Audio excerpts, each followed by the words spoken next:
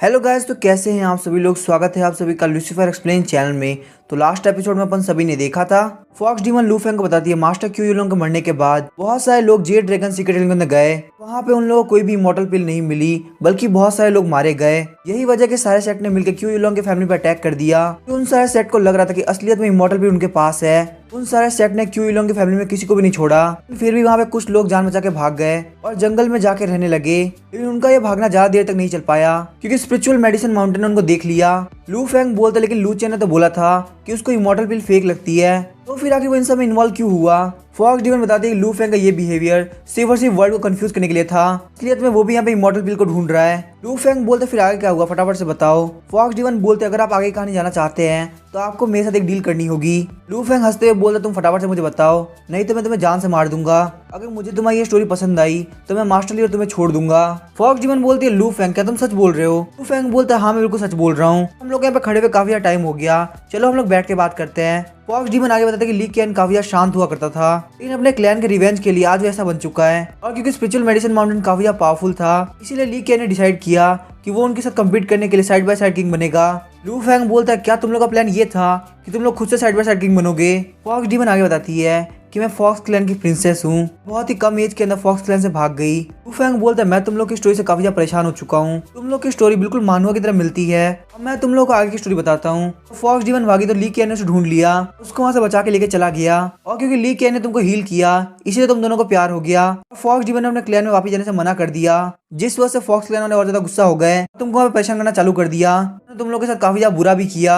वही तुमने ली कैन की हेल्प करके वो स्पिरिचुअल मेडिसिन माउंटेन से भाग सके, और साथ ही में तुमने उसकी हेल्प करी ताकि वो अपनी नई पहचान बना सके जो कि ली कैन के नाम से होगी। तुम्हारे कहानी का प्लॉट जिस तरह से आगे बढ़ रहा है तुम लोग को बहुत जल्दी एक विलन मिलने वाला है। उस विलन के मिलते ही तुम एक लाइफ और डेथ के क्राइसिस में फंस जाओगे और फॉक्स डीमन तुम खुद को सैक्रिफाइस कर दोगी ताकि ली कैन यहाँ पे बच सके। ली कैन और फॉक्स डीमन बोलते हैं क्या तुम स्ट्रॉन्ग होने के साथ साथ फ्यूचर और पास्ट भी देख सकते हो। तुमने जो कहानी बताई वो काफी ज्यादा सिमिलर है। लू फेंग बोलते मैं तुम लोग के ड्रामा का स्पॉइलर देता हूँ, तुम्हारी लाइफ का जो विलन होने वाला है वो कोई और नहीं बल्कि मैं हूँ। चलो अब देखते तुम्हारे साथ क्या होता है। लेकिन तभी हम देखते ली कैन खुद को मारने का ट्राई करने लगता है। वहीं फॉक्स डीमन उसको शॉर्ट को पकड़ लेती है जिससे उसका हाथ कट जाता है। फॉक्स डीमन बोलती है ली कैन तुम इस तरीके से नहीं मर सकते, तुम यहाँ पे मरोगे तो मैं भी तुम्हारे साथ मरूंगी। ली कैन बोलता है सुम यार तुम इतनी पागल कैसे हो सकती हो, मुझे तुम प्लीज यहाँ पे मर जाने दो। लू फेंग के फेस को देख के पता चलता है कि वो हमें यहाँ पे जिंदा वापस नहीं जाने देगा, और फिर वो दोनों एक दूसरे को देखने लगते हैं। लू फेंग बोलता तुम लोग की एक्टिंग काफी ज्यादा बेकार है। लू फेंग साथ ही में सोच रहा होता है फॉक्स डीमन को देख के मुझे अचानक से कॉप चमक की याद आ रही है, पता नहीं वो भी क्या कर रही होगी। मुझे उसका डांस काफी ज्यादा याद आ रहा है, मैं अभी सच में जाकर उसका डांस देखना चाहता हूँ। तभी लू फेंग को याद आता है कि ली कैन एक डीमन स्लेयर है, डीमन कैचिंग ब्यूरो के अंदर उसकी पावर बहुत ज्यादा है। ली कैन के हेल्प से बहुत इजीली थर्ड फ्लोर के डीमन तक जा सकता हूँ, क्योंकि ली कैन वैसे भी हेवनली रैंक का डीमन सॉर्सरर है। फिर लू फेंग अपनी एनर्जी से मास्टर ली और फॉक्स डीमन दोनों कवर कर देता है और बोलता है फटाफट तुम लोग कसम खाओ कि तुम लोग मेरे खिलाफ नहीं जाओगे। फिर मास्टर ली और फॉक्स डीमन बोलते हैं कि हम आज से एक कसम खाते हैं, आज से हमेशा हम लोग मास्टर लू फेंग को सर्व करेंगे, अपने माइंड के अंदर कभी उनके लिए गलत इंटेंशन लेके नहीं आएंगे, और अगर हम लोग मास्टर लू फेंग के साथ कुछ भी गलत करते हैं तो हमारे साथ बहुत ज्यादा बुरा होना चाहिए। मास्टर ली बोलते लू फेंग आखिर तुमने हमारे साथ क्या किया। लू फेंग बोलता है मेरा तुम लोग के लिए फर्स्ट ऑर्डर ये है कि तुम लोग को फिनिक्स ट्री काउंटी के डीमन कैचिंग ब्यूरो के सारे डीमंस को कैप्चर करना है, वो भी सिर्फ 3 दिन के अंदर। ये सुन के मास्टर ली और फॉक्स डीमन बोलते हैं लेकिन आखिर ऐसा क्यों। जैसे ही लू फेंग अपनी एनर्जी को रिलीज करता है मास्टर ली बोलते हैं ठीक है हम समझ गए, आप जैसा बोलेंगे हम वैसे ही करेंगे। लू फेंग बोलता है मेरी ये बात ध्यान रखना, जो डीमन फर्स्ट फ्लोर के 6th रूम में है उसको काफी ध्यान से लेके आना, उसका एक बाल भी टूटा तो मैं तुम लोग को जान से मार दूंगा। मास्टर ली और फॉक्स डीमन बोलते ठीक है हम समझ गए। लू फेंग बोलते हैं मास्टर ली आप जा सकते हैं और शू मी तुम मेरे साथ रुको। लू फेंग बोलते मैंने ली कैन को जिंदा छोड़ दिया, अब तुम्हारी बारी है प्रॉमिस कंप्लीट करने की। सबसे पहले मुझे फॉक्स क्लैन का ट्रेजर दो, उसके बाद तुम मुझे गॉड बनने का रास्ता ही बताओ। फॉक्स डीमन अपने पास से वो पर्ल निकालती है और बोलती है ये फॉक्स क्लैन का सबसे कीमती ट्रेजर है जिसका नाम है आई ऑफ द स्काई फॉक्स। ये एक हेवन लेवल का स्पिरिचुअल वेपन है जिसके अंदर रेयर स्पिरिचुअल एट्रीब्यूट्स है। ये आई ऑफ द स्काई फॉक्स इसके पास होगा वो कहीं भी टेलीपोर्ट कर सकता है और साथ ही में स्काई बैरियर्स बना सकता है। इसका मेन यूज कहीं से भी भागने के लिए और डिफेंस के लिए है। लू फेंग बोलता अगर तुम्हारे पास ये आई ऑफ द स्काई फॉक्स था तो आखिर तुमने इसे यूज करते हुए भागे क्यों नहीं। फॉक्स डीमन बोलते हैं मास्टर लू फेंग जब आप लॉर्ड ली के क्लोन के साथ टेलीपोर्ट हुए थे तब इसके अंदर की जितनी भी एनर्जी थी वो सब एग्जॉस्ट हो गई थी, और यही वजह कि हम इसको लगातार यूज नहीं कर सकते। अपने आप से स्पेस के अंदर से पावर एब्जॉर्ब करके अपने आप को रिचार्ज कर लेता है। इसको यहाँ पे फुल्ली चार्ज होने में कम से कम 3 दिन लग जाता है। लू फेंग बोलता है, मुझे बताओ आखिर गॉड बनने का सीक्रेट क्या है। फॉक्स डीमन बोलती है, मेरे जो एंसेस्टर थे वो ट्रू गॉड थे और हमारा जो एंसेस्टर लैंड है उसके अंदर गॉड बनने का सीक्रेट लिखा हुआ है और अगर आपको उस एंसेस्टर लैंड में जाना है तो आपके पास आई ऑफ द स्काई फॉक्स होनी चाहिए। लू फेंग बोला, जब तुम्हारे पास आई ऑफ द स्काई फॉक्स थी तो आखिर तुम एंसेस्टर लैंड में क्यों नहीं गई। फॉक्स डीमन बोलती, मैं उतनी ज्यादा एजुकेटेड नहीं हूँ इसीलिए मैं वहाँ पे नहीं जा सकती। अरे एंसेस्टर ने बताया था कि आप गॉड को डायरेक्टली नहीं देख सकते और वही सेम चीजें डिवाइन ऑब्जेक्ट के लिए लागू होती है और हमारी जो एंसेस्टर लैंड है उसके अंदर डिवाइन ऑब्जेक्ट रखे हुए हैं। लेकिन अगर आपकी सोल उस लेवल पर नहीं पहुंची कि आप गॉड्स को देख सको या फिर आपकी सोल इंडिस्ट्रक्टेबल हो तो इसका मतलब ये है कि आप पक्का से वहाँ पे एंटर करके मारे जाओगे। लू फेंग बोलता है, वैसे गॉड्स को देखना इतना बेकार भी नहीं है, लगता है वो जो एंसेस्टर लैंड है वो मेरे लिए बनी है, यहाँ पे टाइम आ चुका है कि मैं भी एक गॉड बन जाऊँ। लू फेंग बोलता है, ठीक है मेरा काम हो गया, अब तुम मास्टर ली फटाफट जाकर डीमंस को पकड़ो, मुझे यहाँ पे तुम्हारी कोई भी जरूरत नहीं है। फॉक्स डीमन बोलते, ठीक है मास्टर फी मैं जाती हूँ। फॉक्स डीमन के जाने के बाद लू फेंग हेवनली डीमन स्क्रॉल बाहर निकालता है और उसको एक्टिवेट करते हुए सोच रहा होता है अब बारी आ चुकी है उम्र बढ़ाने की। मास्टर क्यू यूलोंग, तुम्हारा हेवनली डीमन स्क्रॉल मेरे काफी ज्यादा काम आने वाला है। तभी लू फेंग को एक आवाज सुनाई देती है कि ह्यूमन तुम मेरे साथ एक डील करना चाहते हो, बताओ आखिर वो डील क्या है। लू फेंग जब अपनी आंखें खोलता है तो देखता है कि उसके सामने एक बहुत बड़ा डीमन है। वो डीमन बोलता है, ह्यूमन फटाफट से बताओ कि तुम किसको सेक्रीफाइस करना चाहते हो। लू फेंग बोलता है, मेरे पास जितनी भी लाइफ है मैं उन सभी को सेक्रीफाइस करना चाहता हूँ। ये सुन के वो डीमन काफी ज्यादा शॉक हो जाता है, बोलता है, क्या तुम्हारी पूरी लाइफ, काफी ज्यादा इंटरेस्टिंग बात है, मुझे काफी ज्यादा टाइम हो गया ऐसे बंदे से मिले हुए जो कि अपनी पूरी लाइफ को सेक्रीफाइस करना चाहता हो। डील करने से पहले मैं चाहूंगा तुम मेरी एक स्टोरी सुन लो। साथ ही में वो सोच रहा था बहुत ज्यादा टाइम हो गया ऐसे एरोगेंट बंदे से मिले हुए जो कि अपनी पूरी लाइफ को यहाँ पे सेक्रीफाइस करना चाहता है। लू फेंग बोलता है, ठीक है फटाफट से बताओ कि तुम्हारी डील क्या है। वो डीमन बोलता है, जहाँ तक मुझे याद है आज से 2000 साल पहले एक लेडी थी जो कि अपनी पूरी लाइफ को सेक्रीफाइस करना चाहती थी कि उसकी लवर की लाइफ और ज्यादा बढ़ सके। लू फेंग सोच रहा था मुझे ऐसा क्यों लग रहा है यहाँ पे कुछ ना कुछ तो गड़बड़ है। डीमन आगे बोलता है कि काफी ज्यादा खराब बात है कि वो जो बंदा था वो काफी ज्यादा कमीना निकला क्योंकि जैसे उस बंदे की फर्स्ट वाइफ मरी उसने 3 साल के अंदर उसे भुला दिया और सुंदर सी दूसरी लड़की से शादी कर ली। लू फेंग बोलता, लेकिन आखिर मैं ये स्टोरी सुन के क्या करूंगा। वो डीमन बताता कि हर बार मेरे पास एक लेडी आती और वो अपनी लाइफ को सेक्रीफाइस कर देती, लेकिन जितनी बार भी मैंने यहाँ पे देखा है वो लोग जिस लवर के लिए सेक्रीफाइस करते हैं पक्का से अपनी वाइफ को भूल के दूसरी शादी कर लेते हैं। लू फेंग सोचा था अगर मुझे यहाँ पे इससे काम नहीं निकलवाना होता तो मैं पक्का से इसको पत्थर मारता क्योंकि इसने मुझे यहाँ पे काफी ज्यादा परेशान कर दिया है। लू फेंग बोलता है, क्या तुम यहाँ पे जल्दी कर सकते हो, मुझे यहाँ पे काफी ज्यादा लेट हो रहा है। मैं लू फेंग सोचा था मुझे तुम्हारी मानवा स्टोरी सुनने में कोई भी इंटरेस्ट नहीं क्योंकि पिछले 2 दिनों के अंदर मैंने इतनी ज्यादा स्टोरी सुनने के मैं बहुत ज्यादा बोर हो चुका हूँ। पहले ली कियान के क्लोन की स्टोरी, फिर मास्टर क्यू यूलोंग की स्टोरी, फिर ली कियान की स्टोरी और फॉक्स डीमन की भी स्टोरी। इतनी स्टोरी सुन सुन के मैं बहुत ज्यादा परेशान हो चुका हूँ और अब ये कमीना डीमन मुझे स्टोरी सुना रहा है। तो डीमन बोलता है कि तुम मरने के लिए इतनी जल्दी में क्यों हो, क्या तुम्हारे लवर की जान खतरे में है। इसमें एक ह्यूमन काफी ज्यादा इंटरेस्टिंग होता है, इमोशन के लिए वो कुछ भी करने के लिए तैयार है, यहाँ तक कि ह्यूमन अपनी लाइफ को भी सेक्रीफाइस करने से पहले नहीं सोचता। लू फेंग बोलता, फालतू बात करना बंद करो, मैं अपनी लाइफ किसी को भी नहीं देने वाला, बस तुम यहाँ पे मेरी लाइफ को सेक्रीफाइस करो, तुम जितना कर सकते हो उतना करो। हम देखते हैं उस पत्थर को डीमन पकड़ लेता है। अब बोलता है तुम्हारे पास यहाँ पे 2 साल बाकी है, हालांकि तुम्हारी बॉडी और सोल काफी ज्यादा पावरफुल है लेकिन तुम्हारा कल्टीवेशन लेवल काफी ज्यादा लो है तो इसीलिए यहाँ पे कॉम्प्रोमाइज करते हो, तुम्हें इसके बदले में 20 ईयर्स मिलेंगे। लू फेंग बोलता है, मेरी जो बॉडी वो ड्रैगन के बराबर पावरफुल है, वही जो मेरी सोल है वो गॉड को देखने लायक पहुंच चुकी है, इसका मतलब मेरी सोल बिल्कुल इंडिस्ट्रक्टेबल है और तुम मुझे उसके बदले में सिर्फ और सिर्फ 20 साल दे रहे हो। लेवल पूरी तरह से ग्रैंड मास्टर लेवल के बराबर ही है, तुम पक्का कुछ ना कुछ गलती कर रहे हो। वो डीमन बोलता है, ट्रांसफॉर्मेशन ऑफ ड्रैगन बिल्कुल ट्रांसफॉर्मेशन ऑफ लाइफ की तरह ही होता है, लेकिन तुम अभी तक बिल्कुल भी ट्रांसफॉर्म नहीं हुए हो। तुम्हारी फिजिकल बॉडी भली ग्रैंड मास्टर लेवल पे पहुंच चुकी है लेकिन तुम एक ड्रैगन नहीं हो। अगर तुम यहाँ पे मर जाते हो तो तुम्हारी सोल अकेले जिंदा नहीं रह सकती, इसका मतलब तुम्हारी सोल हमारे लिए कोई भी वैल्यूबल नहीं है। लू फेंग सोचा था, तभी मैं सोचूं आखिर लोग इतनी मेहनत करके कल्टीवेट क्यों करते हैं, लगता है एक परफेक्ट रियल में होना काफी जरूरी है। अब मैं यहाँ से जाऊंगा, मैं काफी ज्यादा मेहनत करूंगा ताकि मैं अपने रियल को बढ़ा सकूं। लू फेंग बोलता है, ठीक है लॉर्ड डीमन, आपको जो लगता है वो करो, मुझे 20 साल भी चलेंगे। लू फेंग सोचता है, एक बार तुम मेरी लाइफ ले लो, उसके बाद देखो मैं तुमसे कैसे डील करता हूँ। तभी वो लॉर्ड डीमन लू फेंग के पास में एक पॉल फेंकता है, जो पॉल सीधे आके लू फेंग की बॉडी में से लाइफ को खींचने लगता है। लू फेंग सोचा था पहले मेरी लाइफ को एब्जॉर्ब कर रहा है और उसके बाद मुझे लाइफ देगा। फिर लू फेंग बोलता है, लेकिन आज तुम्हारी किस्मत काफी खराब है, मेरे पास से आज यहाँ पे कुछ भी नहीं मिलने वाला। फिर हम देखते लू फेंग अपनी एनर्जी को रिलीज करते हुए अपनी मुट्ठी को बंद कर देता है। लॉर्ड डीमन बोलता है, एरोगेंट ह्यूमन, आखिर तुम्हारी हिम्मत कैसे ऐसा करने की, मैं तुम्हें यहाँ पे बिल्कुल भी नहीं छोड़ने वाला। ये बोलते वो लू फेंग के ऊपर अटैक कर देता है। लू फेंग आराम से वहाँ पे खड़ा होता है और बोल रहा होता है, हमारे पास यहाँ पे बड़ी बड़ी बातें बोलने के लिए है लेकिन तुम मुझे मार नहीं सकते। जैसे ही लॉर्ड डीमन का अटैक लू फेंग को लगता है, लू फेंग के पास नोटिफिकेशन आती है। लू फेंग को बताया जाता है कि आपके ऊपर डीमन ऑफ लाइफ ने अटैक किया है, इसीलिए आपकी लाइफ के अंदर 2 साल को बढ़ाया जाता है। लू फेंग सोच रहा होता है, वाह मजा आ गया, मेरी लाइफ तो डबल हो गई। लॉर्ड डीमन बोलता है कि तुम किस तरह के ह्यूमन हो, तुम्हारे ऊपर यहाँ पे मेरे मैजिक वेपन काम क्यों नहीं कर रहा है। लू फैंग बोलता है लॉर्ड डीमन, मुझे नहीं लगता आपके अंदर इतना जोर है कि आप मुझे यहाँ पे मार सको। फिर हम देखते हैं लॉर्ड डीमन काफी ज्यादा गुस्सा आता है और बोलता है तुम छोटे ह्यूमन रेस कहीं के, तुम्हें क्या लगता है तुम मेरे सामने कुछ भी बोल सकते हो? तुमने आज जो यहाँ पे किया उसकी बहुत ही बुरी सजा तुम्हें मिलेगी। लू फैंग सोच रहा था लगता है पर्सनली मुझे मारने वाला है, क्या मतलब मुझे यहाँ पे बहुत सारे साल मिलेंगे। जैसे ही लॉर्ड डीमन लू फैंग के ऊपर अटैक करने वाला होता है वहाँ पे आई ऑफ हेवन आती है, जिसे देख के लॉर्ड डीमन काफी ज्यादा शॉक हो आता है। लॉर्ड डीमन बोलता है अगर ये वर्ल्ड इतना दूर नहीं होता लू फैंग मैं तुम्हें अपने हाथों से मारता। तुम जैसे छोटे से कीड़े की हिम्मत कैसे हुई मेरे जैसे सुप्रीम बीइंग को इंसल्ट करे? मैं चाहूंगा कि आज के बाद मैं तुम्हारा चेहरा कभी ना देखूं। लू फैंग बोलता तुम्हारा मेरे सामने कोई भी चांस नहीं है। तभी हम देखते हैं आई ऑफ हेवन लॉर्ड डीमन को दूर रहती है। लॉर्ड डीमन बोलता है लू फैंग मैं कभी ना कभी तुमसे हिसाब बरोबर कर लूंगा। तभी लू फैंग वापस से हेवनली डीमन स्क्रोल को बाहर निकालता है। हेवनली डीमन बोलता है कि तुम्हारी हिम्मत कैसे मुझे वापस समन करने की। लू फैंग बोलता है मुझे तुमसे पिछली बार मिलकर काफी ज्यादा मजा आया था, तुम्हें मुझसे यहाँ पे काफी ज्यादा प्यार से बात करनी चाहिए। कहीं ऐसा ना हो कि आई ऑफ हेवन वापस यहाँ पे आ जाए। क्या तुम वापस से चाहते हो कि तुम्हें फ्लिक करके उड़ा दिया जाए? लॉर्ड डीमन बोलता तुम जो छोटे से कीड़े, क्या तुम्हें पता कि तुम्हारे सामने कितना ग्रेट बीइंग है कि तुम मुझे इंसल्ट करने की हिम्मत कर कैसे सकते हो? लू फैंग बोलता है तुम ऐसे ही बोलोगे मुझे यहाँ पे स्कूल को डिस्ट्रॉय करने में ज्यादा टाइम नहीं लगेगा। लॉर्ड डीमन बोलता है तुम्हारी हिम्मत कैसे ऐसा बोलने की, मैं तुम्हें बिल्कुल भी नहीं छोड़ने वाला।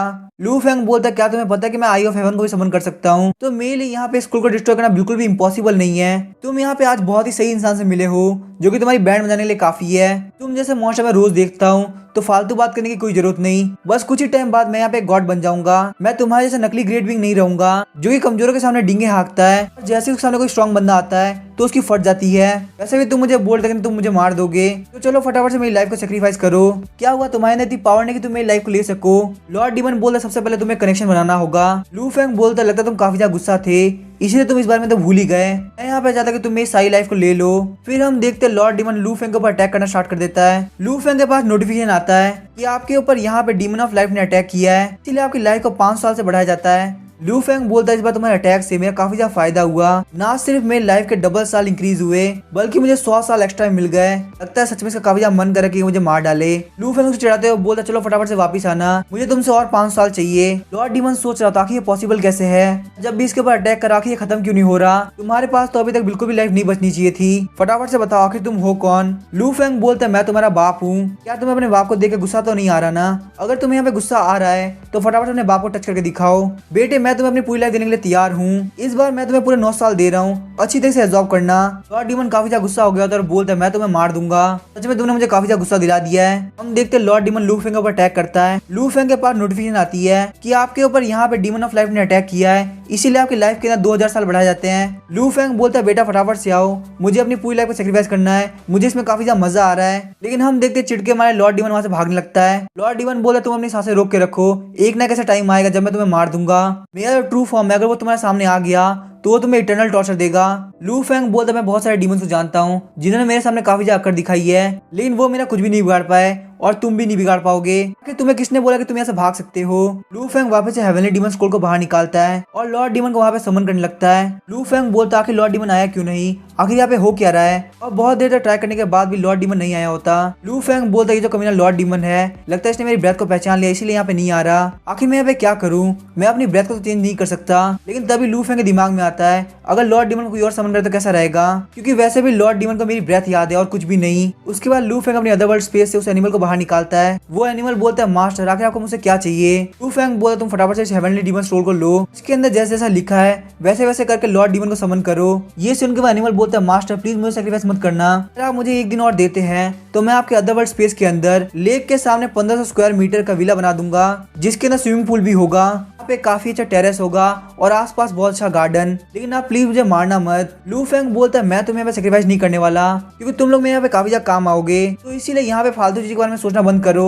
मैं चाहता हूँ कि तुम यहाँ पे लॉर्ड डीमन को समन करके मेरी पूरी लाइफ को सेक्रीफाइस कर दो। क्या तुम्हें यहाँ पे मेरी बात समझ में आ गई? ये सुन के वो एनिमल काफी ज्यादा शॉक हो गया होता है। लू फैंग बोलता अब तुम खड़े खड़े मेरे को देख क्या रहे हो, फटाफट से लॉर्ड डीमन को समन करो। फिर हम देखते वो एनिमल स्क्रोल को पढ़ते हुए लॉर्ड डीमन को समन कर देता है। लॉर्ड डीमन बोलता है छोटे से कीड़े आखिर तूने मुझे यहाँ पे क्यों समन किया, तुझे आगे किसको सेक्रीफाइस करना है? वो एनिमल बोलता है मुझे खुद को सेक्रीफाइस नहीं करना बल्कि मैं चाहता हूँ कि मेरे जो मास्टर है आप उसको सेक्रीफाइस के तौर पे चुने। लॉर्ड डीमन बोलता लगता है तुम्हारा मास्टर काफी ज्यादा कमीना है, इसी वजह तुम उससे काफी ज्यादा परेशान हो चुके हो। चलो मुझे बताओ कि तुम्हारा मास्टर है कहाँ पे।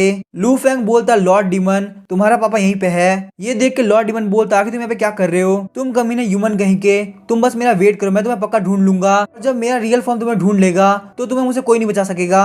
लू फेंग बोलता मुझे याद है तुमने पिछली बार क्या बोला था, तुम मुझे इटर्नल टॉर्चर दोगे, लेकिन मुझे ऐसा बिल्कुल नहीं लगा कि तुम्हारे इतनी पावर है कि तुम ऐसा कर सको। और डीमन बोलता है मुझे काफी ज्यादा गुस्सा आ चुका है, अब चाहे तुम मेरी बात मानो या ना मानो, लेकिन मैं यहाँ पे ट्रू फॉर्म का समन करके तुम्हें मार दूंगा। लू फेंग बोला तुम्हारे पास बड़ी बड़ी फेंकने की एबिलिटी है, लेकिन क्या तुम अपनी बातों को कंप्लीट भी कर सकते हो। जहाँ तक मुझे पता है तुम एक कचरा डीमन हो, तो तुम्हारे पास भी दूसरे डीमन की तरह फालतू की एबिलिटी होगी, और तुम इतनी बड़ी बड़ी इसलिए फेंक रहे हो क्योंकि तुम्हारी इतनी पावर नहीं कि तुम उससे फाइट कर सको। वही वो एनिमल सोच रहा था मास्टर लू फेंग तो काफी ज्यादा हिम्मत वाले हैं, लेकिन आखिर उनकी हिम्मत इतनी कैसे बढ़ गई कि वो यहाँ पे लॉर्ड हेवनली डीमन के साथ इस तरीके से बात कर रहे हैं। अगर लॉर्ड डीमन यहाँ पे इसको मार देते हैं तो मैं और मेरे भाई फ्री हो जाएंगे। वो एनिमल बोलता है कि लॉर्ड डीमन मैं चाहता हूँ कि आप मेरे मास्टर की लाइफ को सेक्रीफाइस करें। तभी लॉर्ड डीमन बोलता कि तुम जैसे छोटे कीड़ों की हिम्मत कैसे हुई कि तुम यहाँ पे मेरा मजाक उड़ाओगे, मैं आज चाहे कुछ भी हो जाए तुम्हें मार के रहूंगा। लॉर्ड डीमन बोलता है एक बार मेरी ट्रू फॉर्म यहाँ पे आ गई उसके बाद मैं तुम लोग को मेरे वर्ल्ड में जाकर टॉर्चर करूंगा। ये बोल के वो लू फेंग के ऊपर काफी बड़ा अटैक करता है। हम देखते हैं उस अटैक की वजह से वहाँ पे काफी बड़ा खड्डा हो गया होता है, लेकिन लू फेंग को कुछ भी नहीं हुआ होता। लू फेंग के पास में नोटिफिकेशन आती है कि आपके ऊपर डीमन ऑफ लाइफ ने अटैक किया है, इसीलिए आपकी लाइफ को 2900 साल से बढ़ाया जाता है। लेकिन तभी हम देखते हैं अचानक से लू फेंग काफी ज्यादा शॉक हो जाता है। हम देखते हैं लॉर्ड डीमन वहां से भाग रहा होता है। लू फेंग बोलता है लॉर्ड डीमन मेरी लाइफ को मुझे और बढ़ाना है, आखिर तुम अभी कहाँ भाग रहे हो। लेकिन हम देखते हैं लॉर्ड डीमन वहाँ पे एक पोर्टल खोल के भाग जाता है। लू फेंग बोलता है कोई बात नहीं, तुम अभी के लिए तो भाग गए, लेकिन मैं बाद में वापस तुम्हें समन करूंगा। उसके बाद वो उस एनिमल को वापस से अदर वर्ल्ड स्पेस में भेज देता है और कहता है कि तुमने यहाँ पे काफी अच्छा काम किया, मैं तुम्हें इसके लिए बाद में रिवॉर्ड दूंगा। तभी हम देखते हैं लू फेंग अपना लुक चेंज कर लेता है और बोलता है मुझे लगता है मैं यहाँ पे काफी देर से हूँ, मुझे वापस से एलेक्सी को फिक्स करने का तरीका भी ढूंढना होगा और एम्प्रेस से भी अपना रिवॉर्ड लेना होगा। तभी हमें फिनिक्स टी काउंटी का सीन दिखाया जाता है। वहाँ के गार्ड्स बोल रहे थे कि ये कौन आ रहा है, और हम देखते हैं वहाँ पे लू फेंग ईगल डीमन के ऊपर बैठ के आया होता है। लू फेंग सोच रहा होता है आखिरकार मेरे पास ईगल डीमन आ ही गया, अगर वो स्पिरिचुअल मेडिसिन माउंटेन वाले इतने बेवकूफ नहीं होते, पैसे की कमी से ईगल डीमन को ऑक्शन पे नहीं लगाते, मेरे पास ये ईगल डीमन कभी नहीं आ पाता। फिर लू फेंग वहाँ से उतरता है, लेकिन तभी वो गार्ड्स को रोक देते हैं और बोलते आखिर तुम हो कौन, यहाँ पे अंदर नहीं जा सकते। फिर लू फेंग वहाँ पे अपना बैज दिखाता है, उस बैज को देख के सारे गार्ड्स वहाँ पे झुक जाते हैं और लू फेंग को ग्रीट करने लगते हैं। वहाँ पे सारे लोग लू फेंग के बारे में ही बात कर रहे होते हैं। लोग बोल रहे होते कि लू फेंग एलेक्सी को लेके भाग गया, मैंने तो ये भी सुना कि उसको डीमन से कुछ लेन देना है। लू फेंग को जेड ड्रैगन सीक्रेट लैंड के पास एक लड़की टेलीपोर्ट करके ले गई और हमारे जो एम्परर उनको इमोर्टल की काफी ज्यादा जरूरत है क्योंकि सिर्फ और सिर्फ लू फेंग के पास पड़ी है। तभी लू फेंग उस भीड़ के अंदर घुसता है और खुद की फोटो को देख के काफी ज्यादा शॉक होता है। उस नोटिस के ऊपर बताया गया था कि जो भी लू फेंग को ढूंढेगा या फिर उसके बारे में न्यूज देगा उसको यहाँ पे 10,000 गोल्ड टेल दिया जाएगा। ये सब देखने के बाद लू फेंग उस नोटिस को वहां से हटा देता है। सारे लोग ये देख के काफी शॉक हो रहे होते हैं और बोल रहे होते हैं क्या ये बंदा पागल हो चुका है, इसने यहाँ पे एम्पर की तरफ से लगा हुआ नोटिस हटा दिया। वहाँ पे तो गार्ड्स आते हैं और लू फेंग को बोलते हैं क्या तुमने यहाँ पे नोटिस को हटाया। लू फेंग बोलता है हाँ मैंने नोटिस को हटाया। वो दोनों गार्ड बोलते हैं ठीक है फिर तुम्हें हमारे साथ आना पड़ेगा। सारे बंदे बात कर रहे थे क्या वो बंदा पागल है, उसने यहाँ पे नोटिस को हटा दिया जबकि उसके पास लू फेंग की कोई इन्फॉर्मेशन भी नहीं है। मुझे लगता है मैजिस्ट्रेट इसको बहुत ही बुरी से डांटने वाले हैं, इसने यहाँ पे बहुत बड़ी गलती कर दी। लेकिन चलो वहाँ पे क्या होगा हम चल के देखते हैं, काफी ज्यादा मजा आने वाला है। तभी हमें फिनिक्स टी काउंटी के गवर्नमेंट ऑफिस का सीन दिखाया जाता है। लू फेंग वापस से लुक चेंज करके रियल लू फेंग बन गया होता है। मैजिस्ट्रेट बोलता है क्या तुम यहाँ पे खुद को रिपोर्ट करना चाहते हो, तुम्हारे कहने के साथ साथ तुम ही लू फेंग हो। लू फेंग बोलता है जब तुमने पोस्टर बनाया क्या तुम्हें दिखा नहीं, मैं ही लू फेंग और मैं यहाँ पे खुद को रिपोर्ट करना चाहता हूँ। लू फेंग सोच रहा था ये बंदा कितना बड़ा बेवकूफ है, पोस्टर में देखने के बाद ये मेरे ऊपर शक कर रहा है। वैसे शक करने वाली बात भी है, कोई भी खुद को रिपोर्ट क्यों करेगा, लेकिन ये तो बहुत ज्यादा अच्छी बात है क्योंकि वैसे भी अगर मैं रिपोर्ट नहीं करता तो इन लोग कम से कम मुझे ढूंढने के लिए 2 डिटेक्टिव हायर करने पड़ते। मैजिस्ट्रेट बोलता है मास्टर लू आपके पास ऑलरेडी इमोर्टल पीर और इनहेरिटेंस दोनों है, तो आखिर आपको यहाँ पे ये रिवॉर्ड क्यों चाहिए। लू फेंग बोलता है मुझे नहीं पता, लेकिन वो रिवॉर्ड मेरे लिए ही था क्योंकि वैसे भी अगर कोई और रिपोर्ट करता तो उसे भी तो रिवॉर्ड मिलता।